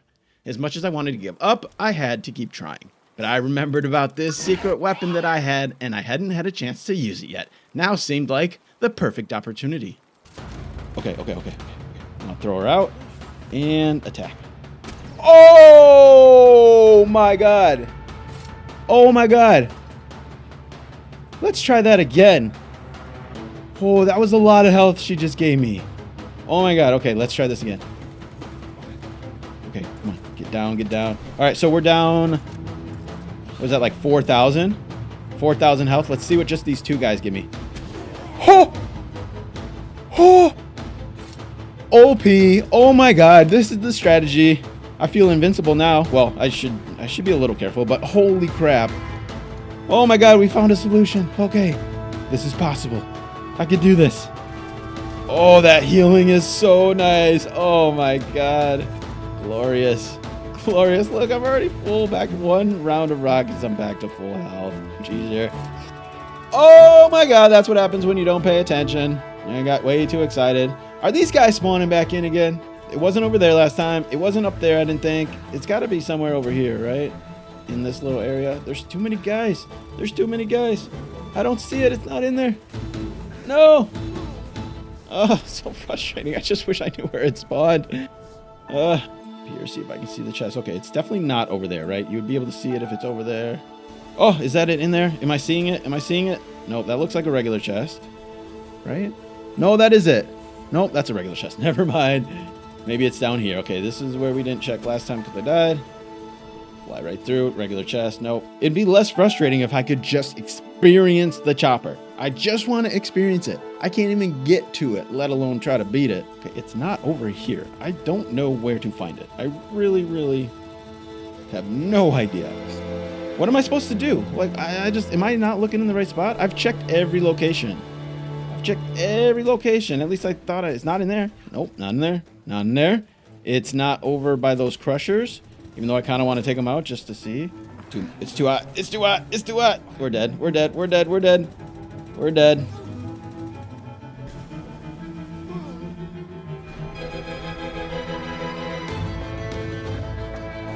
It's not spawning. Like, it's got to be bugged. There's no way I'm missing it. I was really hoping it would be up here.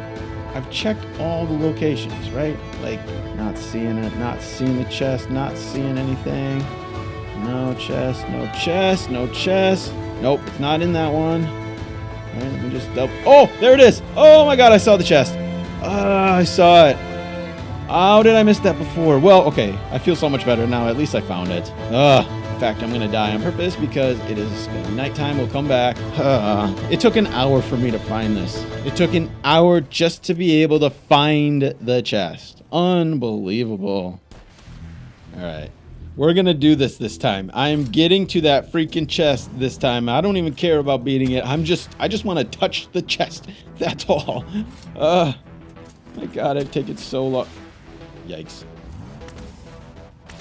Oh, we're almost there. We're almost clear. Wouldn't it be awesome if I beat the chopper? Oh, don't even say it. I don't even want to say it. I'm just going to jinx myself.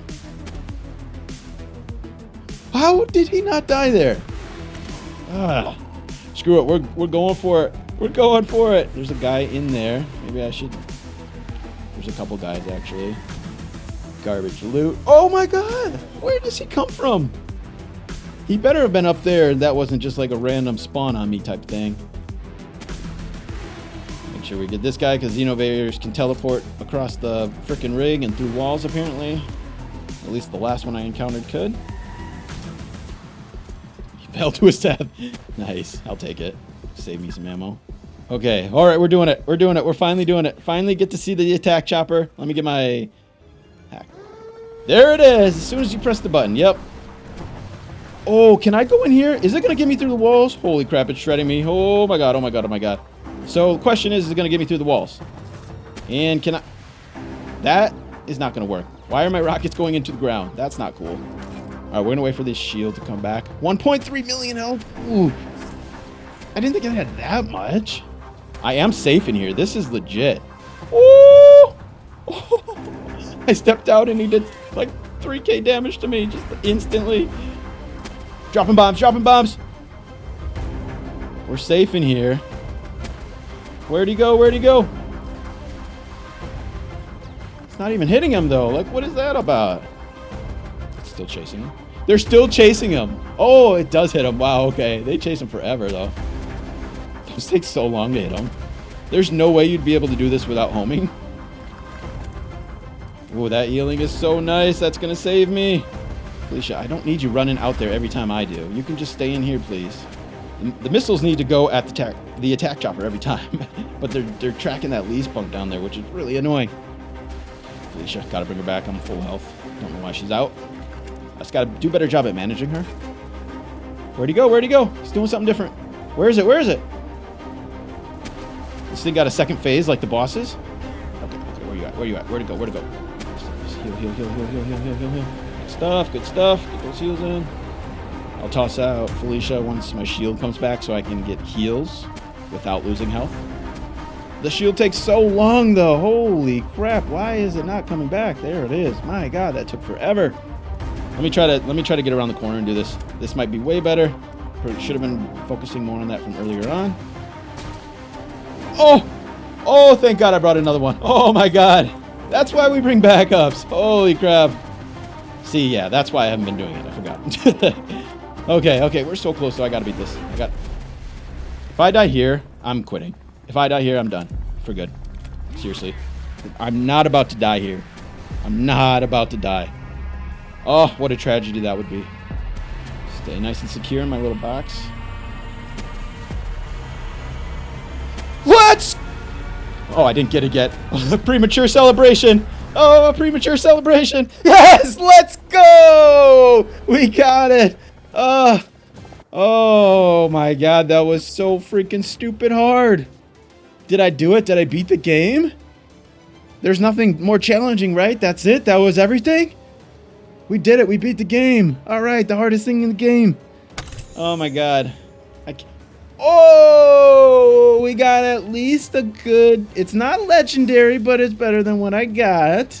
Not worth it, but at least I got something valuable out of this, especially since I like this more. But we did it. Now I just don't even care. Probably never coming back here again. Unless I take that back. I probably will. With just 15 days left till day 100, I knew I'd be doing almost nothing else other than preparing for those fights. I didn't even have all the bass scores I wanted, and I only had 5 boss quality Bastigors leveled up to level 60, and none of them had souls, and almost all of them still needed to be condensed. So it was going to take all of these days that I had left to get this all done. I crafted my new upgraded plasma cannon level 2 as soon as I had enough hexalite for it. I swear I have the weirdest luck. It's like I'm super lucky but always at the wrong time, which really just means I have really, really bad luck. Or the universe constantly likes to troll me. I spent all that time going after those rainbow traits, and I hatched so many eggs. But now that I have all my Basticors bred, I finally get the traits that I wanted on them. When I started hatching all my stored eggs for condensing, almost immediately I got Demon God. I really wanted to put that on my Bastigors, but I was already set with my squad and my days were running out. But it didn't stop there. I kid you not. 30 seconds later, I got Vampiric, the other trait I desperately wanted. What the hell, game? That wasn't all either. Another 60 seconds later, I got Eternal Engine. WTF is going on, man? This one, I didn't need to put on Bastigor, but I still really wanted it. I was in shock from getting 3 of those rainbows in less than 2 minutes time. And just a few minutes later after that, Mastery of Fasting. This was absolutely insane. I upgraded Mr. Libero to prep for the hard mode Bjorn fight and maxed out his health and defense souls, as well as boosted his level up to the new cap of 60. I ended up creating a third breeding base. Up till now, 2 was all I needed, but just to speed up the process, I added 1 more, 1 full of Anubis, 1 full of Bastigors, and then 1 with some other things that I wanted to improve, like my Felbat, Yakumos to get a better Frostallion, and things like Mammorest or Galeclaw for foods. I was so impressed with my Felbat, I definitely wanted to upgrade her. Even though I wouldn't be using her for Xenolord, I still had 2 more towers. In fact, Saiyan Saline is the original reason I bred her.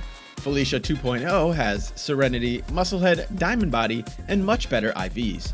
I put some souls in her, then headed to the oil rig to level her up. And I was reminded exactly why I continued to do the oil rig for XP. I got that 2-for-1 special, baby. The level 3 quad launcher was a big win. Not the legendary, but I was still very pleased with this upgrade. While everything else was going on and waiting for more Bastigors and Anubis eggs, I decided to see if I could make some upgrades to my Frostallion. First, I needed a Yakumo with good traits on it, so I used my 3rd breeding farm to start that process. When it was finally time to start mass slaughtering my Anubis again, I tested out the actual time it takes. Because you need so many souls, I was curious how grindy this actually was. With 3 disassemblers, I was able to get 180 souls in 2.5 minutes. That equates to 90 of those extra large souls, which is how many you need to max out the pal's health, attack, and defense, the important ones for combat. It was not a terribly grindy process, but when you add it to everything else, it kind of starts to add up. It was time to take on my next challenge, Bjorn Hard Mode. Let's get on Libero right away, start riding. So some pretty good damage off the bat, I like that. We just got to make sure not to get hit. I took a lot of damage just from that one hit. I feel like I'm going slow. I am because I'm not sprinting. Just trying to get a feel for his attacks. I think they should be the same as the last one. I don't think they switch up. I got to get rid of these guys because all my rockets are going towards them. It's really annoying. I should have brought a regular rocket launcher. Just get clear of this attack. Yeah, that's... I don't want to get hit by that. Don't want to get hit by that. Let's just keep moving. All right, he's got a lot of health, but I can definitely do this as long as I just keep moving, honestly. It's not that much harder than the last one, it doesn't seem. Unless he has some surprises like all the other guys, like the clones and all that stuff. But I'm thinking I could get this. I'm feeling good. God, that damage is so nice. Okay, I gotta pay attention. I don't want to lose. If I lose Libero, I'm probably not going to be able to do this. So I'm going to put him away for a little bit, see if I can get him to heal a little. This is a little sketchy. This is a little sketchy. Yeah, that's why. It's probably not smart. I'm a little scared right now because I don't have Ragnarok. I'm glad I put 2 of them on. This is nice. This is really nice. Oh, I thought I could fall off there. That would suck. We gotta move. Yeah, that hurts so bad. Holy crap. I forgot about this move. Why is it so fast? Holy crap. Oh, move. Ooh, that was close. What? Dude, he freaking led that shot so well. Oh my god. Oh, that was insane. All right, things are not looking good for Mr. Libero. Woo. I don't want him to die quite yet. I gotta get off. That attack sucked. Okay. What? Why am I cold? Oh, I am cold in here. That is lame. I did not realize that. And now I'm gonna die because of that. Wow. I did not realize that that's what was taking my health away. Oh, man, that sucks. All right, well, this is pretty much game over, I guess. Look at my health. Oh, wow. So I thought these tower bosses were all neutral temperature. That sucks. Okay, if I can get my shield back. Man, that is a bummer. I'm really disappointed. I just lost all my confidence. That really screwed me. I can't really... Mr. Libero's going to die. I can't really hop off him, though, either. Because my health is so low now. Yep, and 1 shot's my shield. So I can basically get 2 shots before I'm dead. With the shield on. Can't run from that one. Oh, and I'm so close, too. Oh, man. Didn't get me that time. Oh! See, that's what happens when you get cocky. Nope, can't outrun this one. Can't outrun this one. Can't outrun this one.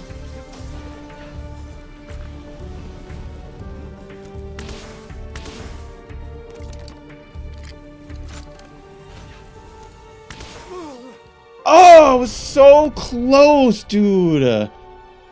Oh, that's frustrating. It sucks to get that close and die, especially when I don't have many days left. The time really got to me. I started to panic a little and I lost focus and I couldn't dodge. If I just kept Libero alive, I would have had it. But now I had to go back for round 2. That didn't go well either. I took a hit right from the start, so I just started over on this one. Then the third attempt. I was trying to take care of those Feybreak warriors before I pulled out Mr. Libero because they were a huge distraction, but that plan didn't work either. The fourth attempt, again, I took a huge hit from Bastigor right from the start. Libero had a fifth of its health left, so I restarted once again. I think at this point I was still carrying my frustration and anger from that first fight, and I was completely impatient, unfocused, and distracted. I took a deep breath and I tried to calm my nerves and I went back in for the fifth attempt. The first minute and a half were going really well, but all it takes is one attack to do massive damage, and once Mr. Libero's health drops like that, I always panic. I stayed in it though. Mr. Libero's health slowly came back. I was dodging things, getting big hits in, and at almost halfway point, I was still on track to beat him. But all it takes is one hit to wreck Mr. Libero. That move in particular is devastating. I should not have shot my rockets there, and I should have just kept flying.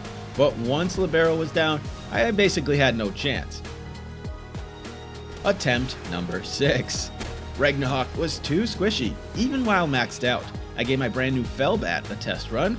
I don't know if it was just the fact that I was so used to Ragnarok's speed, but I really struggled to dodge his attacks without a mount. And I couldn't get healing fast enough before his moves could destroy me. So, another failed attempt. I went back to Ragnarok with another failed attempt. This wasn't working. I needed to do something different. I had just gotten that new multi-guided missile launcher, but I never really got a chance to use my upgraded plasma cannon.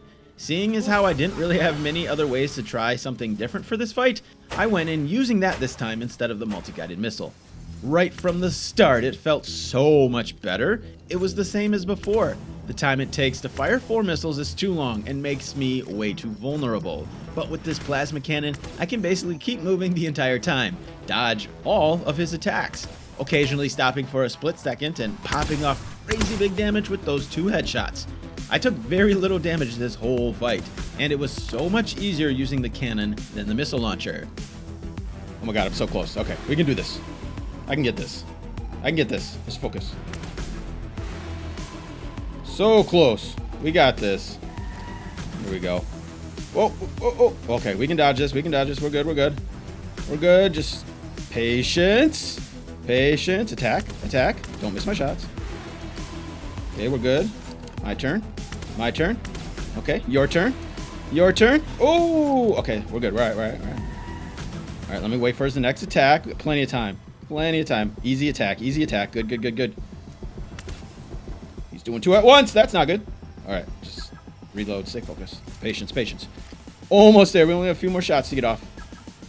Boom. Boom. Come on, we got 2 more, 3 more. 3 more shots. Okay, easy attack. We can do this one. 1 more headshot. 1 more shot even. Not even a headshot. We got this. We got this. We got this. Oh, I missed. Oh, we got it. Oh, my God. That was brutal. Holy shit. That was so much harder than I thought it was going to be. And it took me so much longer than I thought it was going to. Once I finished the fight, I had no time to relax. I grabbed Felicia and went right into the Saya and Celine fight. Heal, heal, heal, heal. Okay, we can tank that a little bit. It got the best of me. It ended up getting more damage to me than I did to it. God, playing on this build is... Oh! Okay. Woo! Dodge that holy burst. Am I even in hard mode right now? Why does it feel like I'm doing way better than I should be?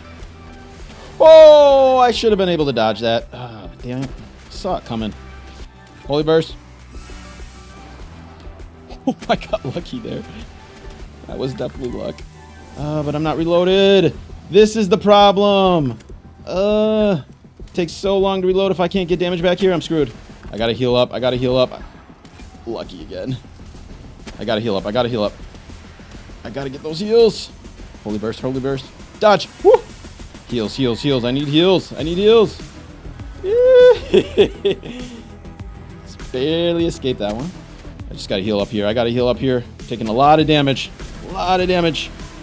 Heal up, heal up. Oh no, oh no, no, no, no, no, no, no, no. Okay. Just dodge this one and I should be okay. Okay, get the heals back. Get the reload in, then we got one more shot off and we should be good. Just don't kill me here and I'll be alright. Oh, we got it! First time through with Felicia. That is definitely the strat. All right, and she maintained her health. She didn't even go down halfway, I don't think. That was impressive.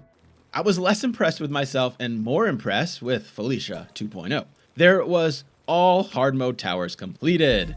Now, onto the big bad himself, Xenolord. There was still more work to do though. I got myself the Yakumo I was after with Infinite Stamina, Runner, Eternal Engine, and Swift. Then I made my way up north to capture some Frostallions to start getting those passives on 1. I needed a lot more souls, but I wasn't going to get them fast enough. So my alternative method was to take the souls from the pals that I already had, and I had a lot. My Anubis, Yormantides, and Salines. I had a ton of them maxed out. And thanks to the new gold mine, this is actually doable because it's really expensive. It costs 165,000 gold to get them back from the previous cap of 30%. But I had like 50 pals with that. So 50 times 165,000, yeah, that's like over 8 million gold. So a gold mine is the only way. It only took 2 captures of Frostallion to start getting those rainbow traits, so I started combining them. I was getting impatient, and time was running out. I wasn't ready for this fight, but something inside me told me I was. I had 20 Bastigors, up to level 60. 19 of them were fully condensed, but only 6 of them had souls in them. They had at least 3 good passives, mixed between Serenity, Diamond Body, Legend, Burly Body, Musclehead, and some others like Dragon Killer. And they had very mid-ranged IVs. I had my Gobfins, and then the same partial Frostallion as I had before. Yes, and get on our Frostallion right away. She's running away from me. No, no, see, she's doing the thing. Okay, let's go. I'm gonna get up in the air right away and just keep our movement up. Just launch these rockets. Spam them. They're doing good damage, I like it so far. I'm just waiting to see how much damage he does on them. That'll be the real question. I can't even see what's going on, honestly. This is crazy. Ooh, okay. Oh, okay. We can dodge that. We can stay right there in the middle. That's nice. They're actually all getting wrecked, and they're all going to die right here, aren't they? They're all going to die right here. Yeah, they got wrecked. This isn't good. This isn't going as well as I thought it would. I thought they'd have a little more survivability. Ooh, that's not what I wanted to do. Okay, while Frostallion gets a little health here, we're going to go to the repel box. Swap a few out. I tried to organize these as best I could, but it was kind of hard. I honestly can't even tell what's going on. I have no idea what's going on. I'm just flying back and forth, firing away. Okay, that's the move that just destroys it. Oh, well, okay, now I'm screwed. See, I wasn't really paying attention. There's just too much going on right now. We got to swap a few of these guys out, too. Let me try to get some Yormantides or Salines out, I guess. Okay, I just got to keep doing damage here, though. So I don't know how much Saline's going to do. Pretty sure they all got taken out right away. All right, well, I'm more than halfway, and time is good. So let me just try to keep Frostallion alive. Try to manage the Pell Box a little bit here. When I did the trial run, they did about 300k health before they all got wiped, so I'm hoping they can do a little bit here. Xenovaders. Oh, wow. Okay, that was an unexpected. I did not know this existed. What? I didn't know this was a thing. How do I deal with this? Okay, well, yeah, this is over. I'm totally screwed. I don't even have a Frostallion anymore. What? Oh my god, I didn't know this was a thing. How am I supposed to deal with that now? I didn't know he called on his little alien buddies. All right, we might have to go back to the drawing board because this... Well, I don't have a Frostallion anyway, so pretty much there's no way I can do this. Let me just try to... Where are you at? Where are you at, Felicia? Yeah, no, there's no way. Okay, so how do I deal with those Xenovaders now? Yup, so hindsight is 2020, but foresight should have been 2020. Only 6 of those Bastigors having souls in them? What the hell was I expecting? Especially because I didn't even know about the Xenovaders. The first time I did that fight, I didn't do enough damage to get them to spawn in. And I didn't notice in that second fight until the second wave of them. The first wave, there was so much going on that I didn't even notice them there on the ground. I was so overwhelmed with everything else, and they died quick enough that I didn't even notice. I put my head down and I got back to work these last few days so that I could actually do it the right way. I caught a Frostallion with Swift and I began improving that. I had my gold farm working at maximum so I could buy back the souls from all my pals, and I cleared out every single one. I had Belenoirs, Palladius, a bunch of random pals sold out, and I stole all of their souls like the devil himself. Every last one. I also added more Anubis to the breeding farms to even further increase the souls collection. I was mostly set on Bastigors by now because I had so many eggs in storage, and condensing wasn't the problem, it was the souls. The next 2 days were just a relentless grind to get as many Bastigors maxed out as I could. Okay, there I was, day 100. But wait a minute, I'm supposed to fight Xenolord Ultra. I haven't even gotten the first one done. Well, funny story, if you've seen any of my other videos, you already know this tale. I'm really bad at time management. I get distracted by everything. Didn't you see the first 15 days where I literally did nothing except check out the new stuff? Yes, this is my problem. But that doesn't mean I just quit. I'm still going to take that beast down, Xenolord Ultra. First though, I have to make my way through the regular version. And with 20 maxed out Bastigors, I was feeling pretty good. Here's the lineup. 20 Bastigors fully condensed and fully sold. They had a mix of the same passives as before. I had another 5 Bastigors leveled up to level 60. They were partially condensed and partially sold as backups. Frostallion with Legend, Swift, Eternal Engine as the important ones, and souls into health and defense. A backup Frostallion with similar stats. Once I fed them their Mammorous Curry, it was time for the fight. Alright team, stop mining, let's get to the fight, huh? That would be nice. I suppose I should probably start firing off rockets right away, just because time is always an issue. Oh wow, that was a lot. That was a lot that they just did, holy crap. I can't even tell what's going on. They're doing really nice damage though, I like this. They're taking a good bit of damage too though. They're a third of their health gone, but so is he, so that's good. Let me just keep firing away. He's not even... Oh, crap. They're starting to take some damage.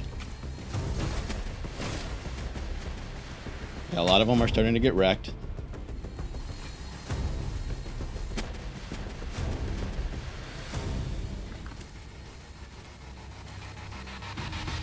Probably go down for stamina here. Not a lot has happened yet. Honestly, I'm afraid some big... Oh, crap. What are these guys? Oh, yeah, these are the... Forgot that these spawn in. Okay, this is what got me last time. That threw me off a lot. I gotta try to take care of these guys. I'll let Xeno or my Bastigors keep fighting. And I'll try to take care of these guys. Because I cannot lose Frostallion. That's the biggest thing. I could finish this fight on myself without my Bastigors, probably. As long as I have a Frostallion. So let's just focus on these guys here. I'm not even paying attention to what's going on over there at the other fight. I'm just trying to not get hit by these guys and try to take them out. Looks like a lot of them are down. A lot of them are major injury. They're still doing all right, I think. All right, we got those guys taken care of. Now we got to get focused back on Xenolord, and he's past half health, and my guys are doing pretty well. So I think this is actually going really well. This is actually going really well, but let's not speak too soon here. I might actually drop down. Yeah, let me take this. Whoa, that was really nice. Let me take down and see if I can... Oh, there's only one down. Wow, we got this. We definitely got this. Let me swap him out, though, just to keep a full lineup. Tried to stay organized. Still takes so long to scroll over. Alright, another one went down. Let me just try to regroup here. Oh, more of those guys spawn in. Okay. That's alright. We're doing really well so far. This is looking good. This is looking good. Frostallion's doing okay. Let me just try to reload and take my time. Catch my breath a little bit here. Those Xenovaders are super annoying. There's just so much stuff on the field right now. Oh my god. Okay, we're looking good. We're looking good. I just gotta I gotta get rid of these Xenovaders, man. There's some with full health still. That's fine. Looks like a lot of my Bastigons are down. Bastigors, whatever they're called. He's only got 200,000 health here. Is that the first time he's done that move? Okay, the Xenovator's down. I think they are. This is a good time to get in and swap pals. Okay, we can do this as long as I don't lose my Frost Alien or die here. All right, we're okay. Swap, swap, swap, swap, swap. We got a couple really nice ones to put back in here too, so we should be able to get this done as long as I can get them out there. Okay, good, good, good, good, good. We're good, we're good, we're good. We got this. Just stay alive. Oh, I'm on fire. Fire, that's not good. That's not good. It's all right. We're not on fire anymore. We're all right. Oh, we got this, baby. Let's go. All right. Super squad of overpowered Bastigors. Absolutely dominated. I barely even, well, I shouldn't say I barely lost any. I lost a good chunk of them, but I did better than I thought I was going to. Now that I was past the 100-day mark, I didn't care as much about time. I wanted to fully prepare myself going into the next fight and actually give myself a decent chance. So in order to properly prepare, I had to look up about how many Bastigors I would need. Turns out, not that many, because every which way I looked, there seemed to be a new strategy. Pal pods. Apparently these new pods are the way to go. One team should do the trick, because they can continuously get healed over and over. I knew I didn't want to have to breed 2 or 3 times as many Bastigors, so this was definitely the way I planned to go. In order for this to work, you need a pal that can quickly carry your other pals to the pod. You need a medic. A lot of people recommended Blasmet Rio because he's resistant to fire, so I went ahead with that. Fortunately, I had at least one female Blasmet Rio, so I just paired it up with one of my males, and I started breeding for a medic Blasmet Rio. Another thing that has been holding me back is the number of bases. I always intended to keep 15 base pals at base, but a long time ago in the Blasmet Rio saga, I allowed myself more bases to sort of counteract that. But I still didn't have the max number of 10 unlocked. I had to build the advanced sphere assembly line first to do so, and I needed another breeding base, so I got that done, and the other things I needed to give myself 10 bases. Now that I had 10 bases, I had to do some remodeling and restructuring. I took down some bases and I swapped them out for other things. Specifically, I needed a viewing cage base. You can store 40 pals in each one of these, and they don't take up room in your inventory, so this is the best way to give myself more space. That is until the crossplay update arrives with more storage, but we aren't there yet. As soon as I had a couple eggs from Blasmet, I hatched them and I slowly kept filling in my breeding farm. And then I spent a whole lot of time remodeling my main base.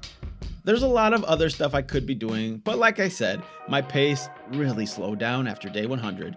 Besides, I had Anubis eggs, Bastigor eggs, and Blasmet Rio eggs all cooking at my farms, so it wasn't really a waste of time. I was just kind of waiting for more eggs to hatch. The expeditions have been amazing for resources. I try to run them every 7.5 minutes or however long they take to complete. But possibly the most important thing I started using them for was getting those extra large training manuals. You get them from the Moonflower secret hideout, which requires you to beat Seiya and Saline on hard mode.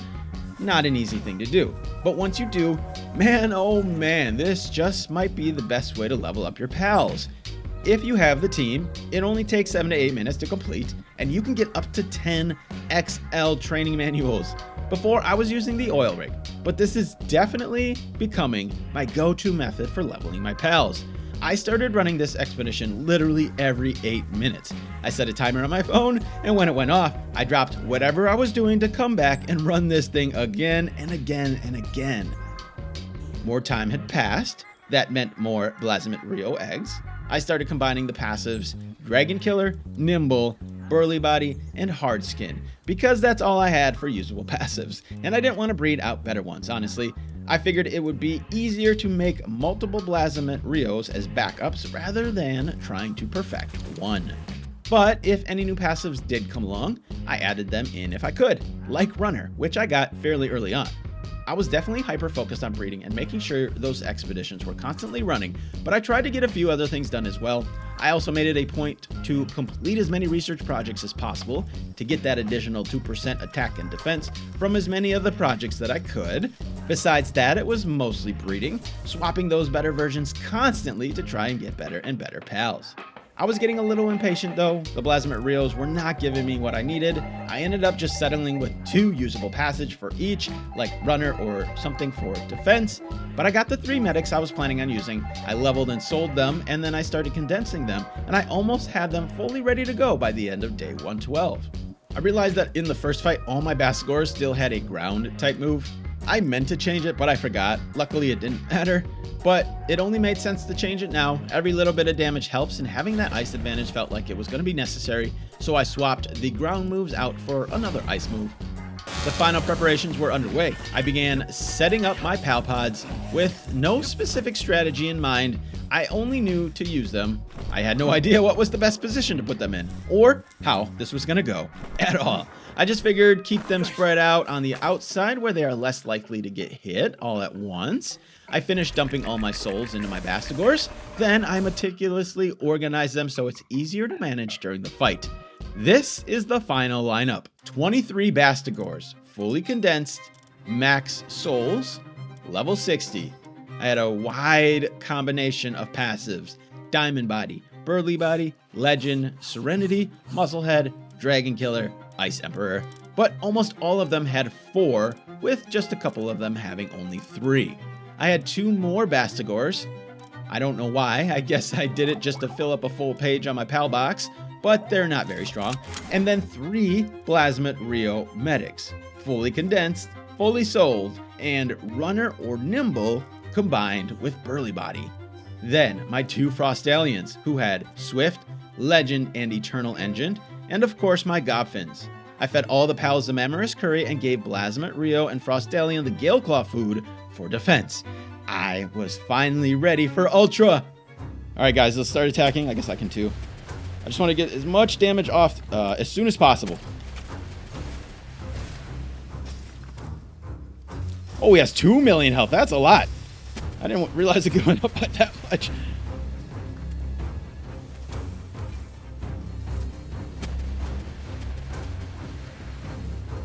Alright, some of them are... Oh, we don't want to attack. That's not what I wanted to do. Alright, some of them are going down. We could probably get to the Pal box real soon here. I got myself in a convenient spot. I was just about to say I avoided that attack, but never mind. I'm a little panicked right now. I'm not playing this smart at all. Alright, I gotta focus. I am way too nervous and way too panicky. Just kind of flying around. Alright, let me focus. Alright, some of them are going down. We're gonna go to the Pal box. A lot of them went down. Alright, we'll get you out. We'll swap a few of these just to get a few more in play. Alright, and then get out of here. Alright, now just let them do their thing. A lot of them are going down, but let me just trust the Blasmet to do his thing. I don't want to panic too much here like I normally do. When I see a bunch go down, I always get panicky and go to the Pal box, but we just want to let him do his thing. Let him do his thing. Okay, a lot are going down. Oh no! My medic went down. That's not good. Okay, well, that's why we have backup. Okay. Oh, wow. This is not going well at all. That's why we have backup. We got to get him out there, though. Okay, and all my Bastigors are down. I don't want to replace too many of them. We'll replace a few, though. And my Xeno champ is struggling, too, so that's not good either. Oh, I'm about to die here, aren't they? Oh, no. Oh, no. My Frostallion almost died. We have a backup, but I don't want to have to pull him out already. This is not going well at all. This is not going well at all.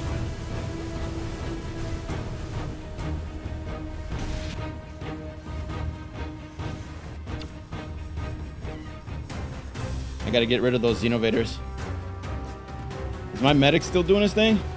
I'm about to lose Frostallion. Oh, and I died too. Wow. Okay, let's get back out there and keep going.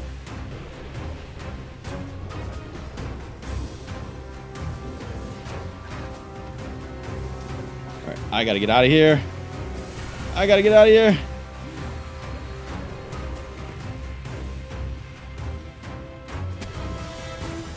I gotta get rid of those Xenovaders. They're a problem. They're a big problem.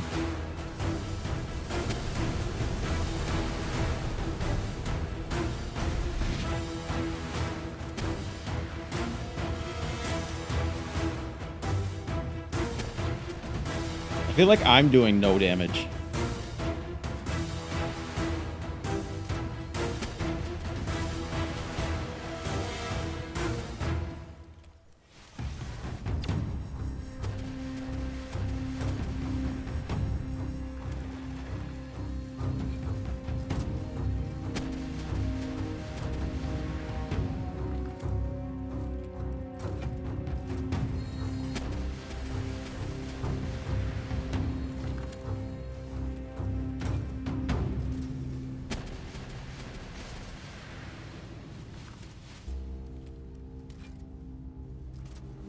Oh, they're like stuck. Oh, okay, this is not good. They're like stuck. Wow, okay, that sucks. I thought it was just like glitched how they were healing, but they're actually stuck in there. That is not good. Okay, we gotta fix that. Where did he go? Watch out for this, and then I'll go to the PAL box. We just, I guess, maybe reset them? Okay. Oh, man, that sucks. That really sucks. Okay, okay, what do we want to do here? And our medic is down, so we'll get number 3 in here. This is not what we want at all. Oh, this is not going well at all. We got to get a couple of these broken guys. We'll get a medic out here, too, just so he can get healed. Hopefully, he gets picked up and healed, too. Look, there's... What? I don't know what to do about this. So if I do that and then go like that, is he... Yeah, now he's back. Okay, that sucked. All right, well, if I don't get it this time, I know what to do to try to fix that, but that sucks. And I'm just not even doing that much damage. It's already past 5 minutes, and we're not doing nearly enough damage.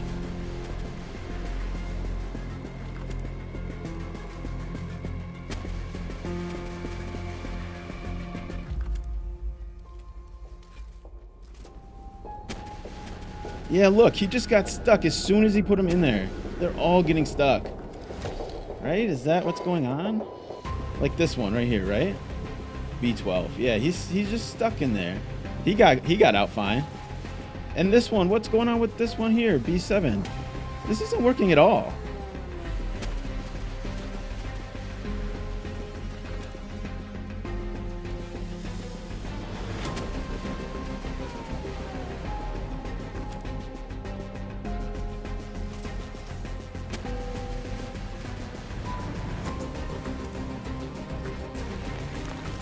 This isn't working at all.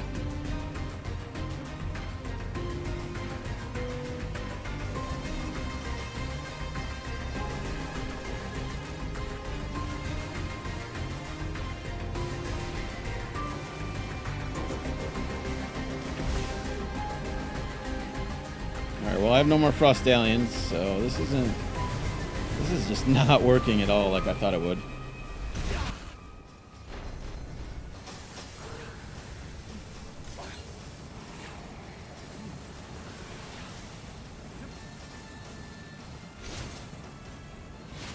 He's been in here the whole time. He's just... he's not doing anything because they're all stuck in the freaking... Oh, that's lame. Alright, well, I don't even know how to handle this, though. Like, that's the problem.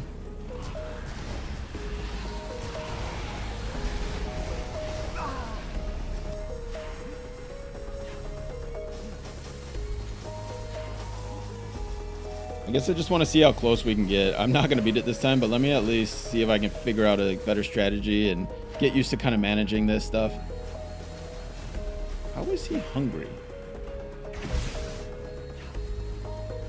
And maybe I want to have go 2 Blasmet Rios. Yeah, I'm just going to do a little testing here for the rest of this and just kind of see what's going on. Oh, he just got blown out. That doesn't make sense. He was in the thing, so they can die in the thing too. I'm not really sure how this is working. Like, what's up with this one now? So he got put back in. So it heals so quickly, but watch, I think. So do they come out when they're full health? I'm not really sure how this works. So yeah, why is he not coming out? It's like they're staying in the things and then they're just not coming out. This is really weird. This is not working at all like I thought it would. Not like it's supposed to. Not like everybody said it was going to work for me. It is not working for me. Oh, that is unfortunate. That's really unfortunate. I thought this was going to be way easier. It is as hard as it's ever been. Look at that. I'm not even halfway. Oh, man. It's annoying. Look, they're all just... every time they get stuck, it's not even like a... And he's just doing his move inside the PAL box? Yeah, that really sucks. So, how do I make this not happen? Frost Alien's back. Huh. So what do I do about this? Look, they're just like... He's stuck in there. He's full health. Look, he's full health, but he's like dead. What the heck? Let me get to B2 quick and see if that one... See what happens here if I do this. B2 is this one. Right back out like that. I died so I can't see. Great. But he did drop and he did start attacking right away, it looked like. Wow, okay, that is a huge problem. So this strategy might not work for me. Like, what is this? Why is this one, it's just dead? Like, I don't understand what's going on here with this. Sorry, let me pull B17 out. These are definitely super bugged, which is unfortunate. So if we pull B17 and then just drop him, is he good to go? He is. So yeah, he was just bugged. They're totally bugged. They're totally bugged. I lost most of those too. I guess I kind of expected that. They're pretty fragile. I had enough resources to give it another try. Hexalite wasn't the problem. I was actually running out of PAL fluids. But this time, I tried grouping the PAL pods up, because even though they got stuck, they were still attacking. So I thought this might help with the problem. This time, I started the fight with 2 Blasmate Rios from the start. But this fight started off even worse. After just 1 minute, Xenolord was annihilating all my pals faster than they could be healed. And being grouped up like that seemed no good when he did his laser attack and took out everyone, including both of my medics. He was doing so much more damage than I could to him. My DPS was way too low. Probably because most of my Bascors spent most of their time dead on the ground. I think not having as many healing pods was a big issue. And since the ones in there were still getting stuck, that meant half of my army couldn't even attempt to heal. Then, add the fact that 2 of my 15 spots were taken up by 2 Blasmate Rios, I just did not have nearly enough damage output. At the 6-minute mark, I hadn't even done a quarter damage and the Xenovaders once again destroyed my Frostallion. It was already over at this point, but I kept fighting. At the 4-minute mark, I had barely done any more damage. My DPS was dwindling because my Bastigors were constantly dead. And I was losing PAL pods just as quickly as I was losing Bastigors. Without even making it a quarter of the way through, I just gave up since I couldn't even get his health past 1,000,000. When thinking back on that fight, it was probably the lack of PAL pods being the reason that the second attempt went worse than the first one. Grouping those pods up like that meant they all took so much damage at the same time, and not having enough meant my Bastigors couldn't all get healed. Of course, I'm still blaming it all on the buggy nature of those PAL pods. I thought this was going to be easy. I thought it was going to be an automatic win. Just sit back and watch the medics do their thing.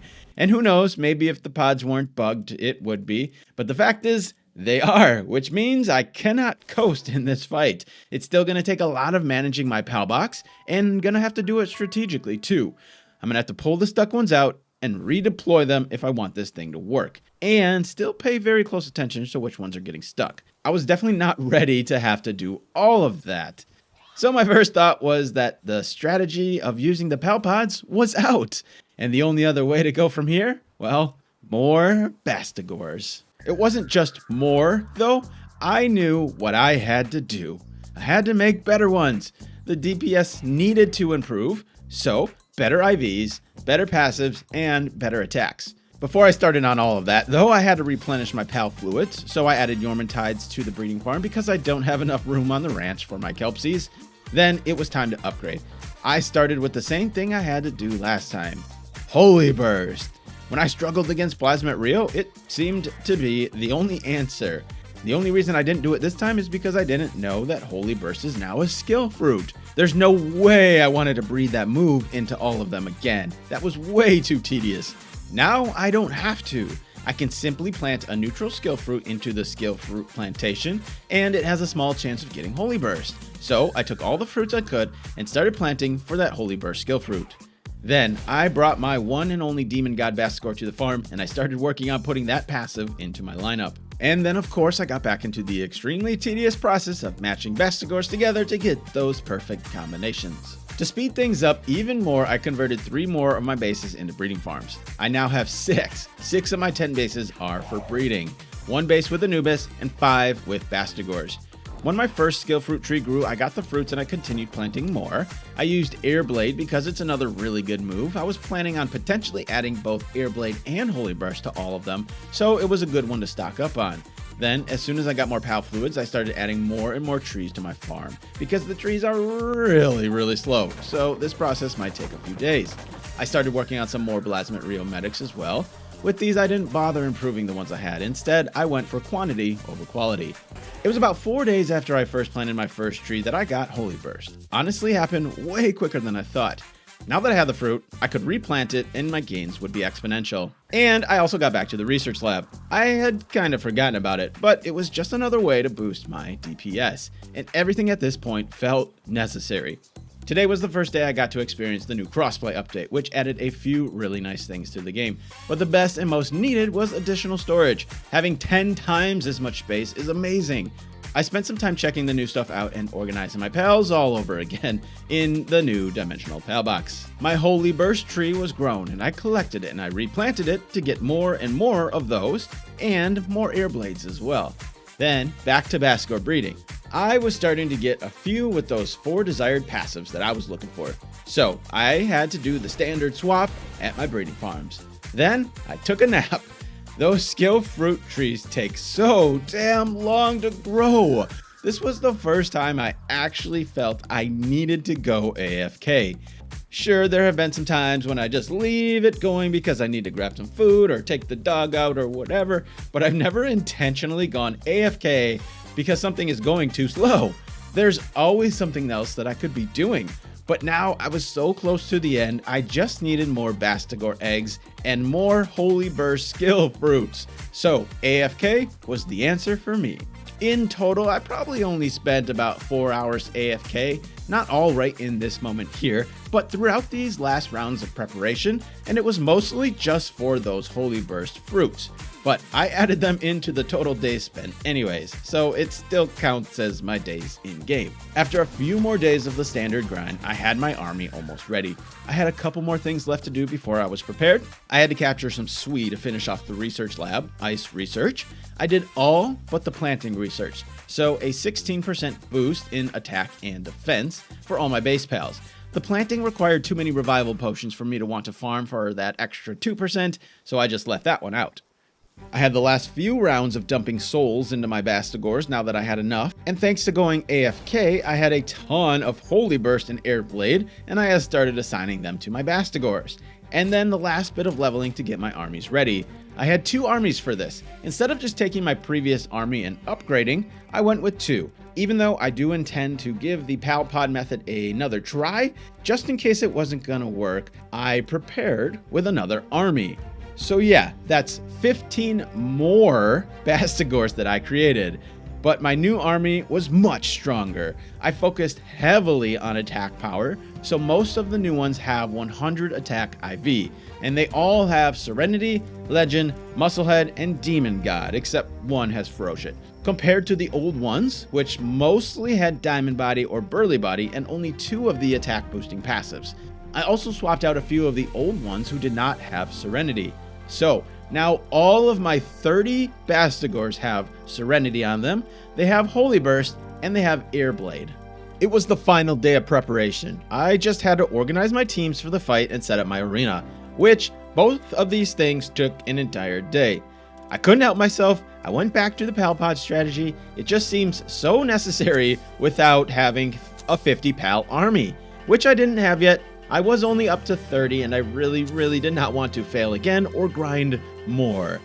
I wanted to try something different though. Instead of risking my medics getting taken out, I thought, why not just have a separate healing base? So I put down a bunch of Pal Pods at a separate base where I intended to have a bunch of low-level Jetragons be my medics. And then right nearby at the base of the cliff, I put the actual raid base.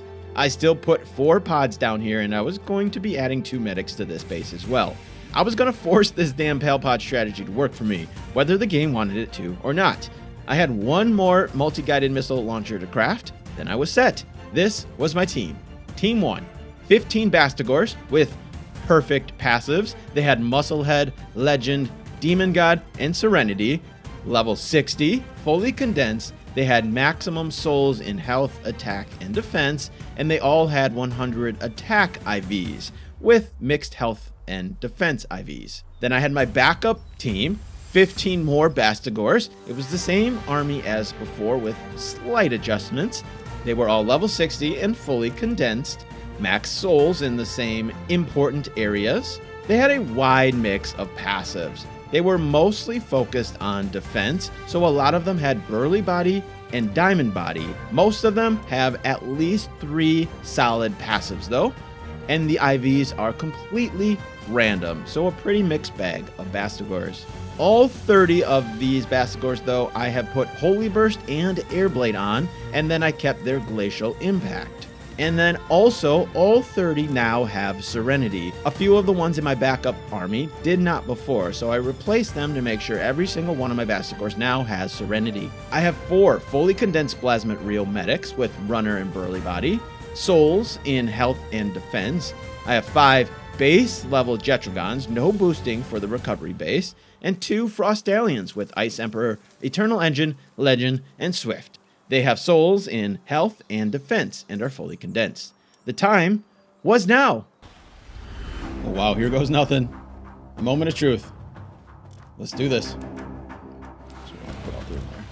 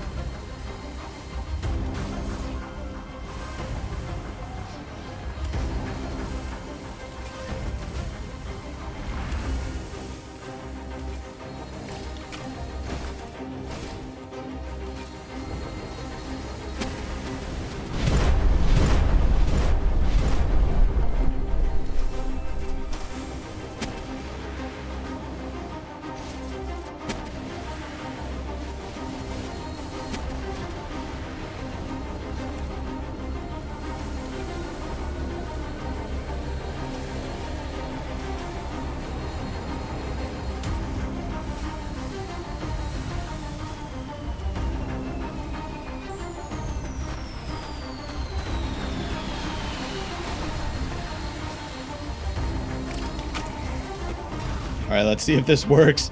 Hopefully we can get him healed up in time. That first part didn't go as well as I thought it was going to. See if we can get some guys dropped and healed.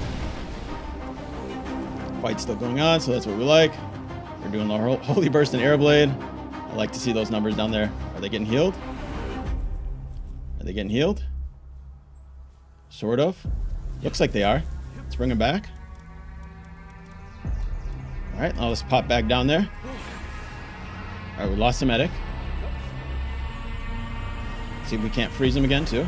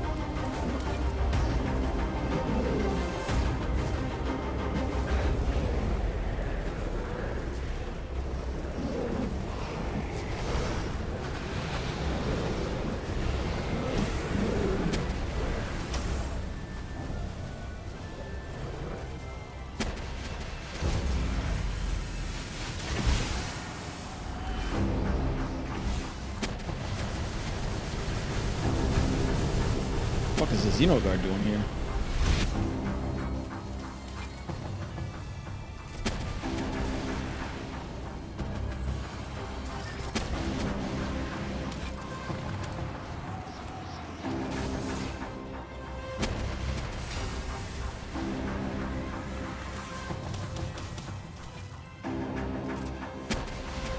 He's done. I should have went to the box.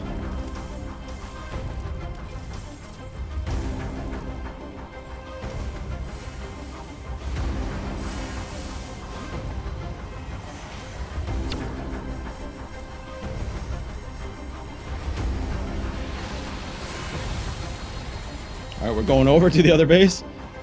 Oh my god, I can't even focus. This is so much going on right now. Right, drop, drop, drop. Let's get all these guys healed up. These are all my good ones. No, I can't even tell. I can't even tell who's who. I'm so disorganized. Everything's messed up. Let's just watch the heals. Just watch the heals. Be patient here. Healed, healed, healed. It looks like everyone is healed. All right, we'll get them back in the fight here. All right, so I need to make it back to the PAL box.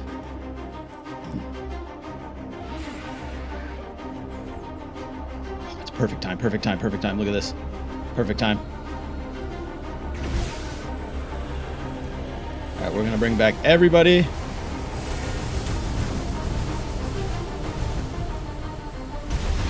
Ooh, that hurt. That hurt. I got to get out of here. I couldn't even get everyone down in the box. I got to wait till my shield gets back, and then I can get everyone back.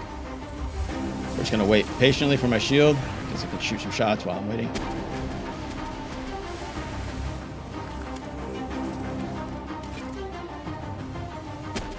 All right, time is looking good. I haven't said a fucking word because I'm so goddamn nervous this whole fucking fight.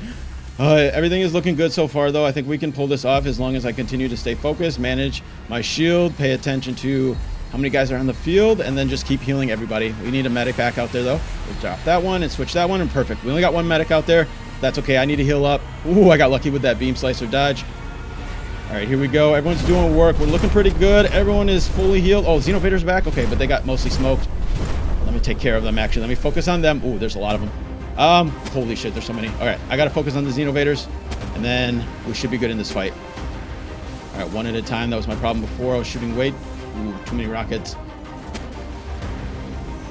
Okay, we got to figure this out, though. I got to get rid of these Xenovaders, and then I can make a move. I got 4 minutes. Let me just stay focused here, pay attention to what's going on. I can't get rid of these freaking Xenovaders, dude. They're so annoying. My shots aren't going towards them. Okay, this is frustrating now. I'm so close to. I want to get this so bad. I want this so bad. Looks like I still got some pods, so I don't think I have a medic out there. I got to get rid of these Xenovaders. Okay. Man. These Xenovaders are absolutely the worst part of this for me. I can't get rid of them. It's taking so long just to get rid of these stupid Xenovaders, dude. Okay, we got to go heal up now. No, no, no. Okay, we got to get some guys out there. Ooh, this is not looking good. Not a lot left. We're going to go to our other base. All right. We got to get some guys healed up real quick. We should be okay as long as we can get some heals. We got 3 minutes. Let's just try to get this done. All right, you guys. Heal, heal, heal. QB5. Let's try to get the better ones in. That was not a better one. That was not a better one. We want the better ones in. All right, are we healing? Are we healing? Oh, it's nighttime. They're not healing. You have got to be shitting me right now. You have got to be shitting me. They're not healing because it's nighttime. Oh my god. Are you kidding me right now? Oh my god. I guess we're going down to that other base to try to heal up. Oh, that is ridiculous. Let's see how much time we have left. I did not calculate or think about that. At all. Let me see if I can just finish him off. He's only got 180. Oh, that's actually kind of a lot. Still got 2 minutes. Nighttime or daytime's probably not going to come fast enough. Let me just see if I can get a couple more guys out there and see if they can get healed out. There's one Pastigore, lone soul fighting him by himself. He's going to get smoked real soon. Hopefully he can draw his attention away. We don't want to get hit by that. Let's be careful, and then we can drop down. Close. Woo, that was so close. Okay, now we can try to get a couple more out there at least. We got to get something going here. Oh, I got literally nothing. Yep, we get one of these, and then hopefully they can heal up. That's my only hope right now. That's my only hope. I can't believe I didn't do this during the daytime. Oh my god, that was stupid.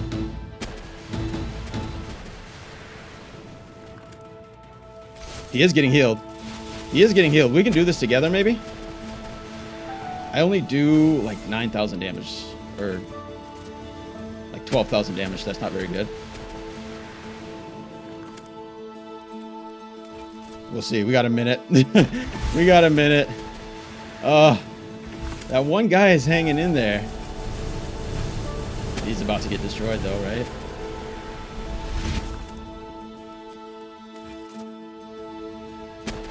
Oh, it's gonna be so close too. I need more food.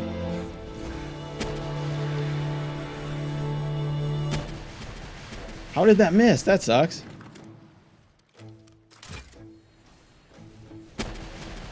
The problem is now that he's down, he's gonna attack me. Let's see if we can finish this on my own. It's super close. I might be able to get this done. I just can't let him hit me. I gotta keep my rockets firing constantly too. Alright, we gotta... This is gonna be real close. This is gonna be real fucking close. Nope. Nope. Now it's not happening. Now it's not happening.